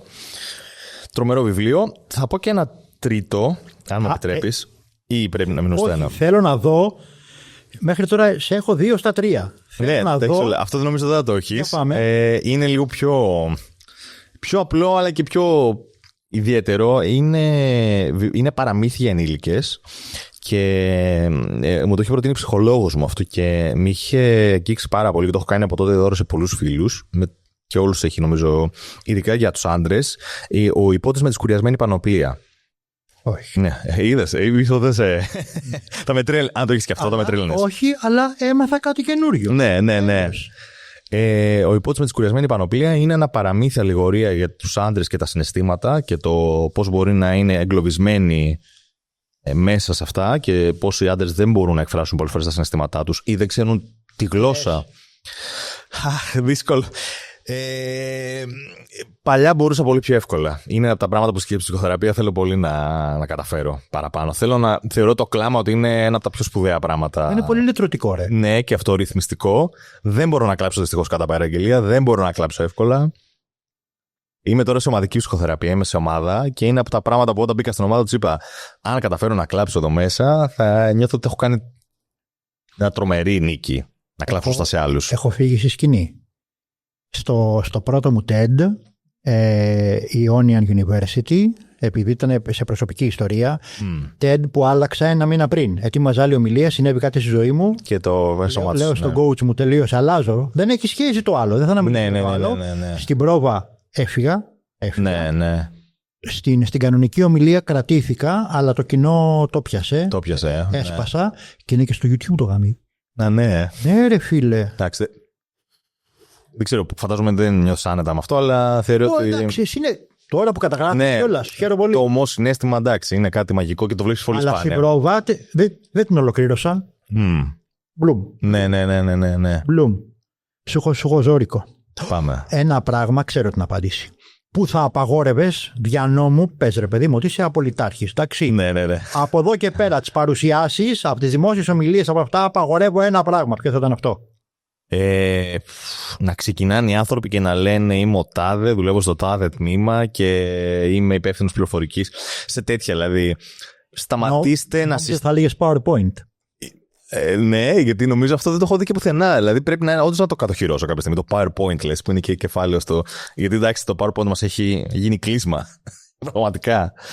Σε πάρα πολλές παρουσιάσεις. Αλλά όχι, με ενοχλεί πάρα πολύ η πολύ αναμενόμενη συμβατική εισαγωγή σε οτιδήποτε βλέπω. Δηλαδή, όταν μου πει κάποιος γεια σας, καλώς ήρθατε, θέλω να ξεκινάει ο άλλος και γενικά εγώ όταν κοουτσάρω κάποιον, το βάζω να ξεκινήσει με τον πιο αντισημαντικό τρόπο που μπορώ να σκεφτώ. Ή τέλος πάντων που είναι κοντά στο χαρακτήρα του. Πρόσφατα τώρα κόουτσαρα ένα μπαρμπέρι, ας πούμε, ο οποίος θα μιλούσε σε ένα πανελλήνια συγκέντρωση μπαρμπέριδο και θα έκανε τέλος πάντων μια ομιλία εκεί πέρα και ένα show. Ρε παιδί μου, αυτό ήταν πώς μπορούμε να μπει στη σκηνή και να του έχει κερδίσει το πρώτο δευτερόλεπτο. Μην μπει γεια σας, είμαι ο τάδε και σήμερα θα κάνω αυτό το κούρεμα και. Δεν το μπορώ καθόλου αυτό, θα το πω όρευα. Σε ποιο μάθημα δεν ξέρω, λέγανε ρε παιδιά, οι άνθρωποι έχουν μπροστά το πρόγραμμα. Ναι, αυτό. Ναι, μπράβο. Έχουν δει το site. Μπράβο. Γιατί να τις πεις πράγματα που τα έχουν μπροστά τους. Τώρα μιλάει ο τάδε που είναι έτσι που. Αυτό. Ξεκίναρε με κάτι. Δεν το αντέχω, ρε γάμο του, ναι. Λοιπόν, ξεκινάμε πέρσι στο Accelerator. Φλεξάρω τώρα. Αλλά. Παρακαλώ. Σου έχω πολλές ιστορίες γιατί το έχω καμάρει. Μ' αρέσει, ρε. Ναι. Ξεκινάει η ομιλία μου παίζοντας ηχητικό από απαγωγέα, ο οποίος έχει απαγάγει αγαπημένους μου και μου έρχεται μήνυμα παραμορφωμένη φωνή. Κρατάμε τους αγαπημένους σου. Έχεις ένα μήνα να φτάσεις 10.000 followers. Πολύ φίλος. Ναι. Και λέω, γέλατε. Κρίνονται ζωές. Πρέπει να με προσέξετε τώρα. Κρίνονται ζωές. Και όποτε έβλεπα κάποιον στο κινητό, του λέγα κλείσει το κινητό, παίζονται ζωές. Τέλειο. Και ήταν αυτό. Ρε, σοβαρευτείτε, ρε, παίζονται ζωές. Και μετά στο παίζονται ζωές. Έχει αλλιώσει. Λοιπόν, παιδιά. Τέλειο. Μου αρέσει πάρα πολύ αυτό που. Να σκεφτούμε λίγο, ρε γαμότο. Ας πούμε, εγώ όταν είχα παρουσιάσει ένα TED ως φοιτητής τότε που έκανα stand-up στη Θεσσαλονίκη, είχε γίνει ένα μικρό TEDx και είχα παρουσιάσει ένα event, ας πούμε, εκεί πέρα. Ρε παιδί μου, η είσοδός μου ήταν να φωνάζουν αυτοί που θα με φώναζαν στη σκηνή, που είναι ο Ρέστης, έχει αργήσει, και να παίζει ξαφνικά στην οθόνη μια POV, δηλαδή εικόνα πώς την έβλεπα εγώ, να τρέχω όλο τις σκάλες να ανεβαίνω και τη στιγμή που έφτανε η κάμερα που ήταν ήταν γυρισμένο από πριν αυτό, έφτανε στην πόρτα, μπήκα στη σκηνή. Και ουσιαστικά κάποια στιγμή, δηλαδή όλο ήταν χτισμένο με τρόπους να κάνει το κοινό να πει what the fuck. Δηλαδή μπήκα στη σκηνή και μου είπε στο νερό από το χέρι και είχε παίξει ένα τραγουδάκι που έλεγε δεν μου είπε τυχαία το νερό και άρχισα να κάνω ένα χορευτικό. Και θυμάμαι, ρε παιδί μου, ένα άτομο μου είχε στείλει μετά ότι Ορέστη, είχα καιρό να πέρασω καλά, wow. Που, ρε παιδί μου, ήταν πρωτότυπα όλα αυτά, αλλά είχα βάλει λίγο σκέψη. Δηλαδή και γενικά το έχω πάρα πολύ αυτό. Δηλαδή αυτό που έκανες, πολύ φίλος μου, πώς να το πω. Respect. Μ' αρέσει πάρα πολύ. Δεν είσαι τυχαία εδώ. Και στο έγραψε τα μηνύματα. Σου λέω θα περάσουμε φίνα. Ναι. Νιώθω σε αυτό ταιριάζουμε πάρα πολύ. Κάρτα. Για να δω. Ένα φαγητό από τώρα μέχρι να πεθάνεις. Λοιπόν, αν μπορούσες από σήμερα και μέχρι μακάρι να πας και να περάσεις τα 100, ναι, να τρως μόνο ένα φαγητό. Δεν απαραίτητο να είναι ένα, κάνικα. Ετοίμασε ένα πιάτο το οποίο θα είναι αρκετά ενδιαφέρον για σένα ώστε να μπορεί να το φας από τώρα μέχρι να πεθάνεις χωρίς να το βαρεθείς. Ωραία ερώτηση. Φτιάξε μου το πιάτο σου. Κοίταξε, έχω ένα θέμα. Πώς έλεγε η άλλη, έχω φέτα πρόβλημα. Εκείνο το viral βίντεο που έπαιζε παλιά.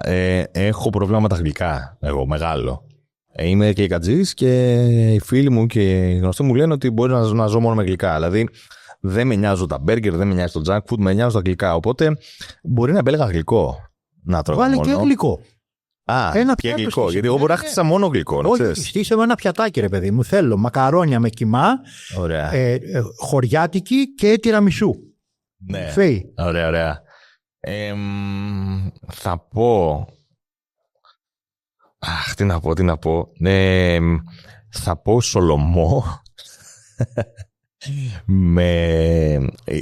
Γενικά μου άρεσε πολύ το ψάρι, οπότε Σολομό, έτσι και κυριλέ, με κοινόα ή ξέρω εγώ ριζάκι, κάτι έτσι ωραίο, και μια ωραία σως Και σίγουρα γλυκό, ένα κάτι είτε με φιστίκι ή με σοκολάτα γενικά, ρε παιδί μου. Ένα γλυκό ωραίο με σοκολάτα. Να το συνδυάσω να πάρει ένα Ντουμπάι κάτι. Δεν μ' άρεσε το Ντουμπάι. Ωραίο, αλλά. Τώρα, εγώ έχω τρέλα, ας πούμε, να ψάχνω ψαγμένα γλυκά από έτσι πιο elegant, ωραία ζαχαροπλαστεία στην Αθήνα. Οπότε τώρα δεν θα σου διαφημίσω κάποιο, αλλά έχω 2-3 στο μυαλό μου. Σούπερ. Αυτό. Εγώ το έχω από μικρό το ίδιο πράγμα. Ναι. Φτέκια, πατάτες τηγανιτές, αυγά μάτια, Τέλειο. ντόματο σαλάτα και για γλυκό θα έπαιρνα, αν ήταν να τρώω μόνο ένα, κοκ. Κοκ. Okay. Κοκάκια. Ναι. Από συγκεκριμένο ζαχαροπλαστείο, κοκάκι. Κατάλαβα. Κλείσαμε. Ωραίος. Λοιπόν, Απλώς, ωραίος, μ' αρέσει. τι είναι πιο δύσκολο, stand-up ή TED-Talk? Θα πω stand-up. Βασικά, κοίταξε, τώρα το TED είναι, θα λέγαμε, η αφρόκρεμα της ομιλίας, οπότε είναι πολύ δύσκολο. Θα βάζα εξίσου, θα τα βάζα. Θεωρώ όμως το stand-up θα δυσκόλευε παραπάνω στο πιο πολύ το μέσο άνθρωπο. Θα συμφωνήσω, γιατί το μνημονεύεις τελείωσε. Ναι, αυτό. Δεν έχει τώρα από κάτω αλληλεπίδραση. Το άλλο κρίνεσαι, τρως χαστούκια κάθε στιγμή. Ναι, το stand-up για μένα είναι το καλύτερο μάθημα public speaking που μπορεί να κάνει οποιοδήποτε. Είναι πολύ ομό, πολύ δύσκολο. Σου φεύγει όμως ο φόβος. Δηλαδή μετά είσαι έτοιμος για τα πάντα. Στην ομιλία μου θα είσαι στην Κύπρο. Ναι, εννοείται. Δηλαδή σαν αυτά που σου λένε παπαριές ή αν τα κάνω. Είμαι σίγουρος ότι θα τα κάνεις. Με έχεις κερδίσει ήδη πάρα πολύ. Απομονώ, πώς να το πω. Λοιπόν, γρήγορο. Βίντεο podcast ή audio podcast? Θα σου πω. Τώρα, εντάξει, ξέρω ότι το βίντεο podcast είναι πιο καινούριο. Το vidcast δηλαδή που λένε. Εγώ είμαι πιο πολύ το audio. Το οποίο είναι λάθος σαν έννοια. Ναι. Podcast σημαίνει play on demand. Pod είναι αρχικά. Ναι. Cast. Η εκπομπή. Vidcast δεν υπάρχει. Αν υπήρχε κάτι θα ήταν vodcast. Video on demand. Δεν το ξέρα. Άλλος βίντεο podcast. Το βίντεο το επινοήσαμε από τεμπελιά. Είχα σκεφτεί κατά καιρό. Γιατί βγαίνει, τι σημαίνει το podcast, αλλά μπράβο μου, το play. Μπράβο, ευχαριστώ, δεν το ξέρα. Θα σου πω, εμένα μου λείπει. Είναι παράλογο που το λέω εγώ και παράλογο που είμαι εδώ γιατί με είδε στα social. Αλλά μου λείπει πάρα πολύ η εποχή που δεν ήξερες πώς μοιάζει αυτός που ακούς. Ο ραδιοφωνικός παραγωγός. Αυτό. Ο Κωνσταντίνος Μιλωνάς που άκουγε πιτσιρικάς να πούμε. Δεν υπάρχει πλέον αυτό και με στεναχωρεί, με θλίβει σε ένα επίπεδο, ξέρεις, λίγο πιο ρεγάμο. Ώρες θα ήθελα απλά να ξέρει όλο τη φωνή μου και να μην ξέρει καθόλου πώς είμαι. Μέσα στο COVID ξεκίνησε αυτό το Playroom, πώς λέγονταν, ένα social media που ήταν μόνο ηχητικό. Ναι. Δωμάτια και άκουγες μόνο φωνή. Δεν το έχω πάρει χαμπάρι. Οπότε εγώ, επειδή ακούω πάρα πολύ podcast, ακούω κάθε μέρα podcast. Δηλαδή, πώς να σου το πω, καμιά φορά ξενερώνω να τα βλέπω μετά. Δεν θέλω να δω και πώς είναι οι φάτσες πολλών που ακούω. Δηλαδή, έχω δεχθεί τόσο πολύ με τη φωνή τους που δεν θέλω να τους ξέρω έξω από αυτό. Κάτι, ναι. Δεν θέλω να το βάλω σε τέτοια. Δηλαδή, τώρα πλέον θα το περιορίσει. Το ίδιο πράγμα που διαβάζεις fiction και μετά το βλέπεις σε ταινία. Ναι, μπράβο. Όχι, εγώ το καλώ στο μυαλό μου. Ακριβώς. Οπότε θα πω podcast. Ωραία. Τι σε κάνει να κλείνεις αμέσως ένα βίντεο? Βλέπεις κάτι στα social και λες προχώρα. Θα πω η μαγιά και όταν βλέπω κάτι τρομερά performative, δηλαδή φλαράκι να σου πω, ξέρω εγώ. Αν δεν είναι ο άλλος σαν, πώς να σου το πω, αν δεν είναι σαν να έχει κάνει 10 χρόνια φυλακή, που εκεί το καταλαβαίνω να μιλάς έτσι και να πω, ρε φίλε, ναι, αυτό είναι true, είναι original. Δεν μπορώ όλο αυτό το στυλ.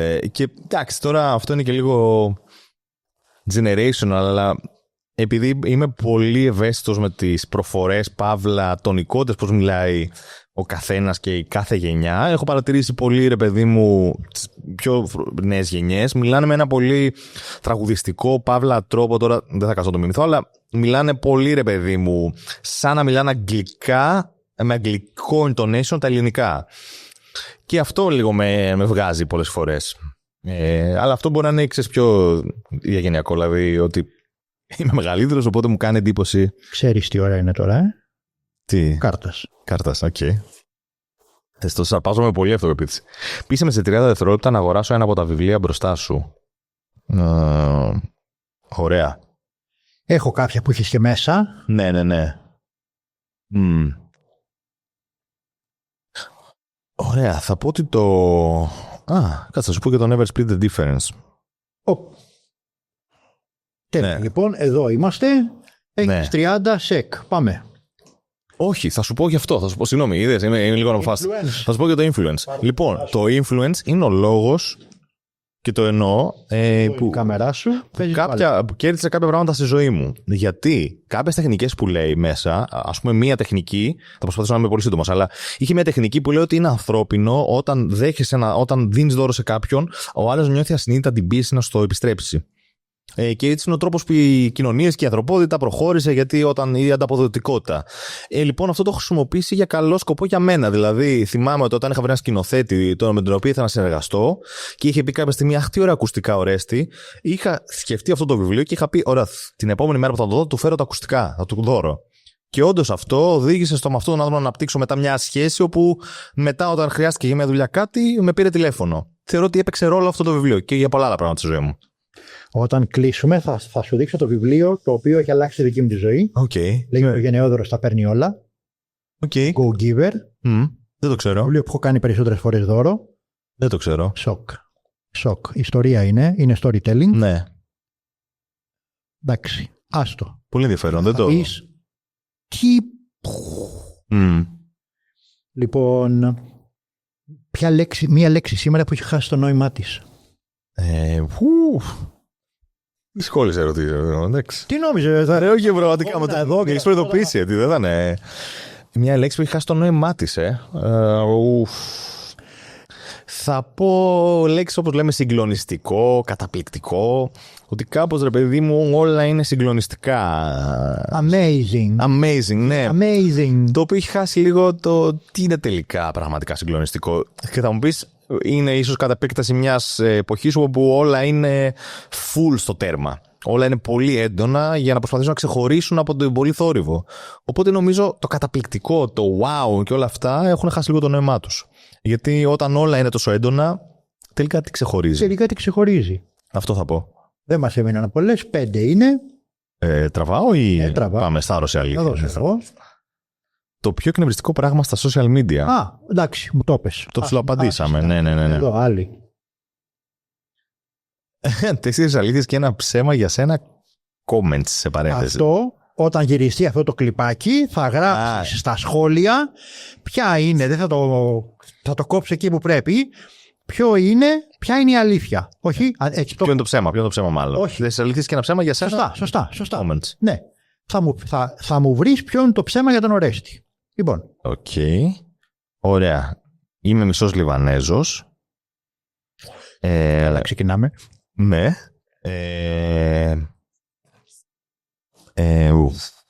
Κάτσε να σκεφτώ. Έχω γράψει 3 βιβλία. Έχω μιλήσει σε TEDx. Και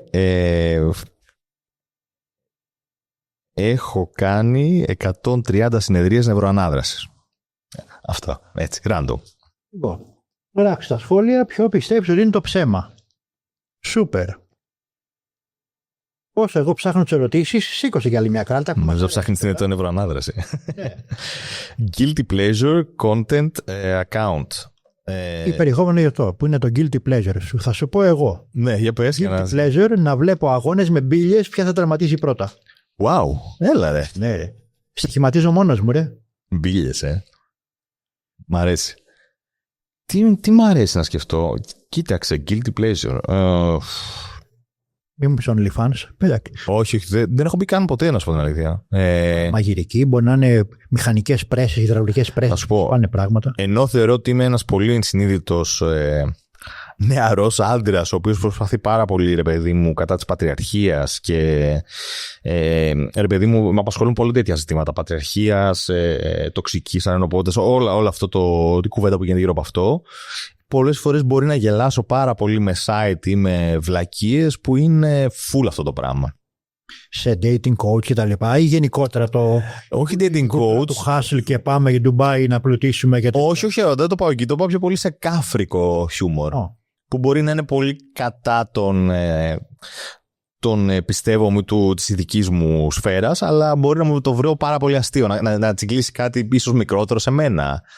Το πιο αμόρφωτο βλαμμένο αγοράκι μέσα μου και να γελάσω πολύ με με accounts που έχουν τέτοια. Ένα stand-up comedy. Αν πετύχω. Άσχετος, είναι ο Bob Burnham. Είναι και okay. Ναι, είχε κάνει το Inside, ίσως το έχει πάρει μέσα στην καραντίνα, που ανέβηκε στο Netflix, ένα special το οποίο ήταν γυρισμένο μέσα στο σπίτι του όλο, μέσα στο δωμάτιό του.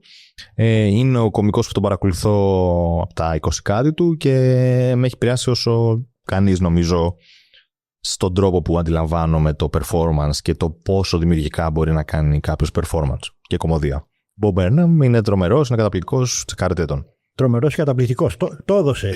Πριν από λίγο το είπες. Ισχύει. Αλλά το είπα για ένα πράγμα το οποίο το ξεχωρίζω πολύ. Εντάξει. Δεν σου είπα τόσες φορές εδώ μέσα τρομερό και. 2 έχουν μείνει διάλεξη.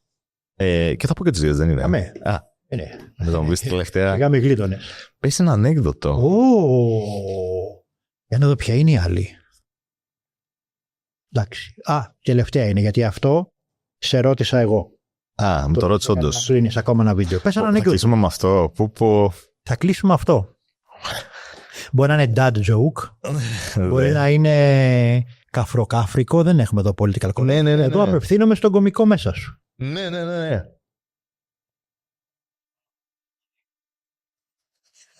Θα σου πω ένα δικό μου αστείο που από την πρώτη μου παράσταση. Δεν είναι ανέκδοτο όμως, οπότε εσύ θα μου πεις αν περνάει, αν θες κάτι όντως σε ανέκδοτο. Θυμάμαι ότι είχα ένα μεγάλο κομμάτι στην πρώτη μου παράσταση για το ειδιπόδιο. Και μιλούσα, ξέρω, για την ψυχολόγο και πώς συζητούσαμε το ειδιπόδιο και τη σχέση με τη μάνα μου κτλ. Και έκλεινα αυτό το κομμάτι του κειμένου μου για το ειδιπόδιο λέγοντας, φτάνει όμως με το ειδιπόδιο, του γάμισα τη μάνα. Ωραίο. Και θυμάμαι ότι ήταν πολύ δυνατά γέλια που έπαιρνα στην παράστασή μου. Αυτό, δεν ξέρω αν περνάει για ανέκδοτο. Μια χαρά περνάει. Τέλεια. Πολύ ωραίο είναι. Πολύ ωραίο. Από τον Ντάντζο που έχω ακούσει τώρα τελευταία, πώς λέγεται ο δεινόσαυρος λεσβία. Πώς? Like a lot of push. Χριστέ μου. Λοιπόν, εν τω μεταξύ, για να κάνουμε και λίγο πρόθεση στο φίλο μας τον Αναστάση, θα συνυπάρξουμε στο ίδιο stage ενός πολύ μεγάλου event, το Mindset Talks, τον τέλη Νοεμβρίου στην Κύπρο, τέλη Νοεμβρίου του 26, και τι σκοπεύεις να κάνεις εκεί? Κοίταξε, εγώ θα έχω ένα workshop και μια ομιλία. Στο workshop. Ναι. Θα πω στον Αναστάση να μας βάλει τα workshop μας, γιατί και εγώ έχω workshop. Ναι. Θα είμαι κράσερ. Με τα χαράς. Θέλω να πάω και να πω το καλύτερο workshop που κράσαρα ποτέ. Θέλω πολύ να κρασάρεις. Σκέφτομαι να. Κοίταξε, ακόμα δεν έχω καταλήξει. Έχω πολλά πράγματα στο μυαλό μου. Ένα πράγμα που πάντως σκέφτομαι έτσι, μάλλον είναι να συνδυάσω κάτι με τη φωνή και την κωμωδία. Στο πώς να την ενσωματώσεις στο content, στο story σου, στο storytelling σου. Δηλαδή κάτι πρακτικό γύρω από τη φωνή, γιατί είναι κάτι που δουλεύω πολύ. Και το κομμάτι της κωμωδίας που όμως το πάντα το βρίσκω τρομερά ενδιαφέρον και πολλοί άνθρωποι δεν έχουν άγνοια. Ενώ στη δομημένη κωμωδία, στο πώς να δομήσουν κάτι κωμικό. Οπότε αυτό σκέφτομαι πολύ. Πού σε βρίσκει κάποιος στα social, παπάκι? Orestis.Milios με λατινικούς χαρακτήρες. Στο Instagram, αντίστοιχα και στο TikTok, δεν θυμάμαι, κάπως έτσι είμαι. Μπορεί χωρίς τελεία. YouTube ακόμα δεν έχω ασχοληθεί. Αλήθεια? Ναι. Εντάξει. Είναι ίσως η πλατφόρμα που λατρεύω περισσότερο, γιατί παρακολουθώ μακράν παραπάνω από τις άλλες. Θέλω όταν το κάνω ιερά και σοβαρά και με πολύ αγάπη, γι' αυτό δεν το έχω κάνει ακόμα. Τελεία. Οπότε, όσοι βλέπετε και ακολουθείτε τον Ορέστη, κάντε για ένα χώρο εδώ πέρα στον Μπαρμπά. Όσοι δικοί μου το βλέπετε, γιατί στα δικά μου τα social θα κάνουμε collab. Μου επιτρέπεις να κάνω collab σε κάποια κλιπάκια? Τα χαράς, ναι. Ωραία. Follow στον Ορέστη. Αγοράζεις βιβλίο στανταράκι και όπου τον πετύχεις, workshop, ή αν θέλεις να βελτιώσεις τις δεξιότητές σου στη δημόσια ομιλία, ετοιμάζεις καμιά ώρα, οτιδήποτε και να είναι, ακόμα και λόγο στο γάμο σου να βγάλεις ρεπίτη. Πήγαινε κανέναν άνθρωπο να βάλει και λίγα στοιχεία ακόμα. Εδώ με μπαρμπέρες δουλεύουμε. Τώρα στο γάμο δεν θα σε φτιάξουμε. Τώρα. Και πάλι ευχαριστώ πάρα πολύ. Εγώ τιμή μου, αλήθεια. Ευχαριστώ πολύ. Φάρος, εσύ που μας βλέπεις, unmute και ξεκίνα. Και να πούμε ότι έτσι τέλος και από μένα, ότι και εγώ σε ευχαριστώ πάρα πολύ. Και πραγματικά είναι σπουδαίο όταν βλέπεις έναν επαγγελματία άνθρωπο σοβαρό και. Ρε παιδί μου, μπορεί να πας σε κάποιον να σε φιλοξενήσει και να νιώθεις ότι δεν έχει φροντίσει για τα βασικά. Ξέρεις, εκείνη τη στιγμή που λέμε δεν σέβεται τον χρόνο σου, ρε παιδί. Μπορεί να έρθει και να εκείνη τη στιγμή να στείλει τις κάμερες, όλοι τρέχουμε, μπορεί να σου πει αχ, κάτσε να στήσω. Ο Χρήστος τα έχει όλα έτοιμα, ήταν απλά να πατήσει ένα κουμπί και να παίξουν όλα. Και δεν φαντάζεσαι πως το εκτιμώ. Ξέρεις, δεν το λέω απλά έτσι. Είναι ότι φαίνεται ο άνθρωπος ο σοβαρός και ο επαγγελματίας και αυτός που σέβεται τον χρόνο του άλλου. Και τιμάει αυτό που κάνει. Δεν θα σε κράταγα 2 ώρες εδώ πέρα. Ναι, απλά το εκτιμώ πάρα πολύ και το βλέπω πάρα πολύ και σαν πρόβλημα στους creative ανθρώπους ότι δεν έχουν πολλές φορές αυτή τη δομή. Δηλαδή, συναντιέσαι με κάποιον για κάτι και ξέρεις, δεν έχουν αυτή την πειθαρχία και την τάξη. Και εμένα μου άρεσε πολύ το πόσο έτσι όλα ήταν έτοιμα, όλα προμελετημένα και απλά μπήκα και γράψαμε. Σε ευχαριστώ πολύ γι' αυτό. Άχθες το κρατάς, δηλαδή, δεν ξέρω. Όχι, αλλά εννοείται το κρατώ και το εννοώ γιατί για μένα είναι πολύ αντιπροσωπευτικό του ποιος είναι ο άλλος. Καλό υπόλοιπο. Δεν θα πω καλό βράδυ γιατί μπορεί να το δεις εσύ ξημερώματα. Καλό υπόλοιπο και unmute. Αυτά που λες, αγαπητέ Ορέστη. Ευχαριστώ. Ελπίζω μην σε κράτησα από τη φαμίλια τώρα που. Η φαμίλια είναι. Εντάξει, είναι ιερό πράγμα και.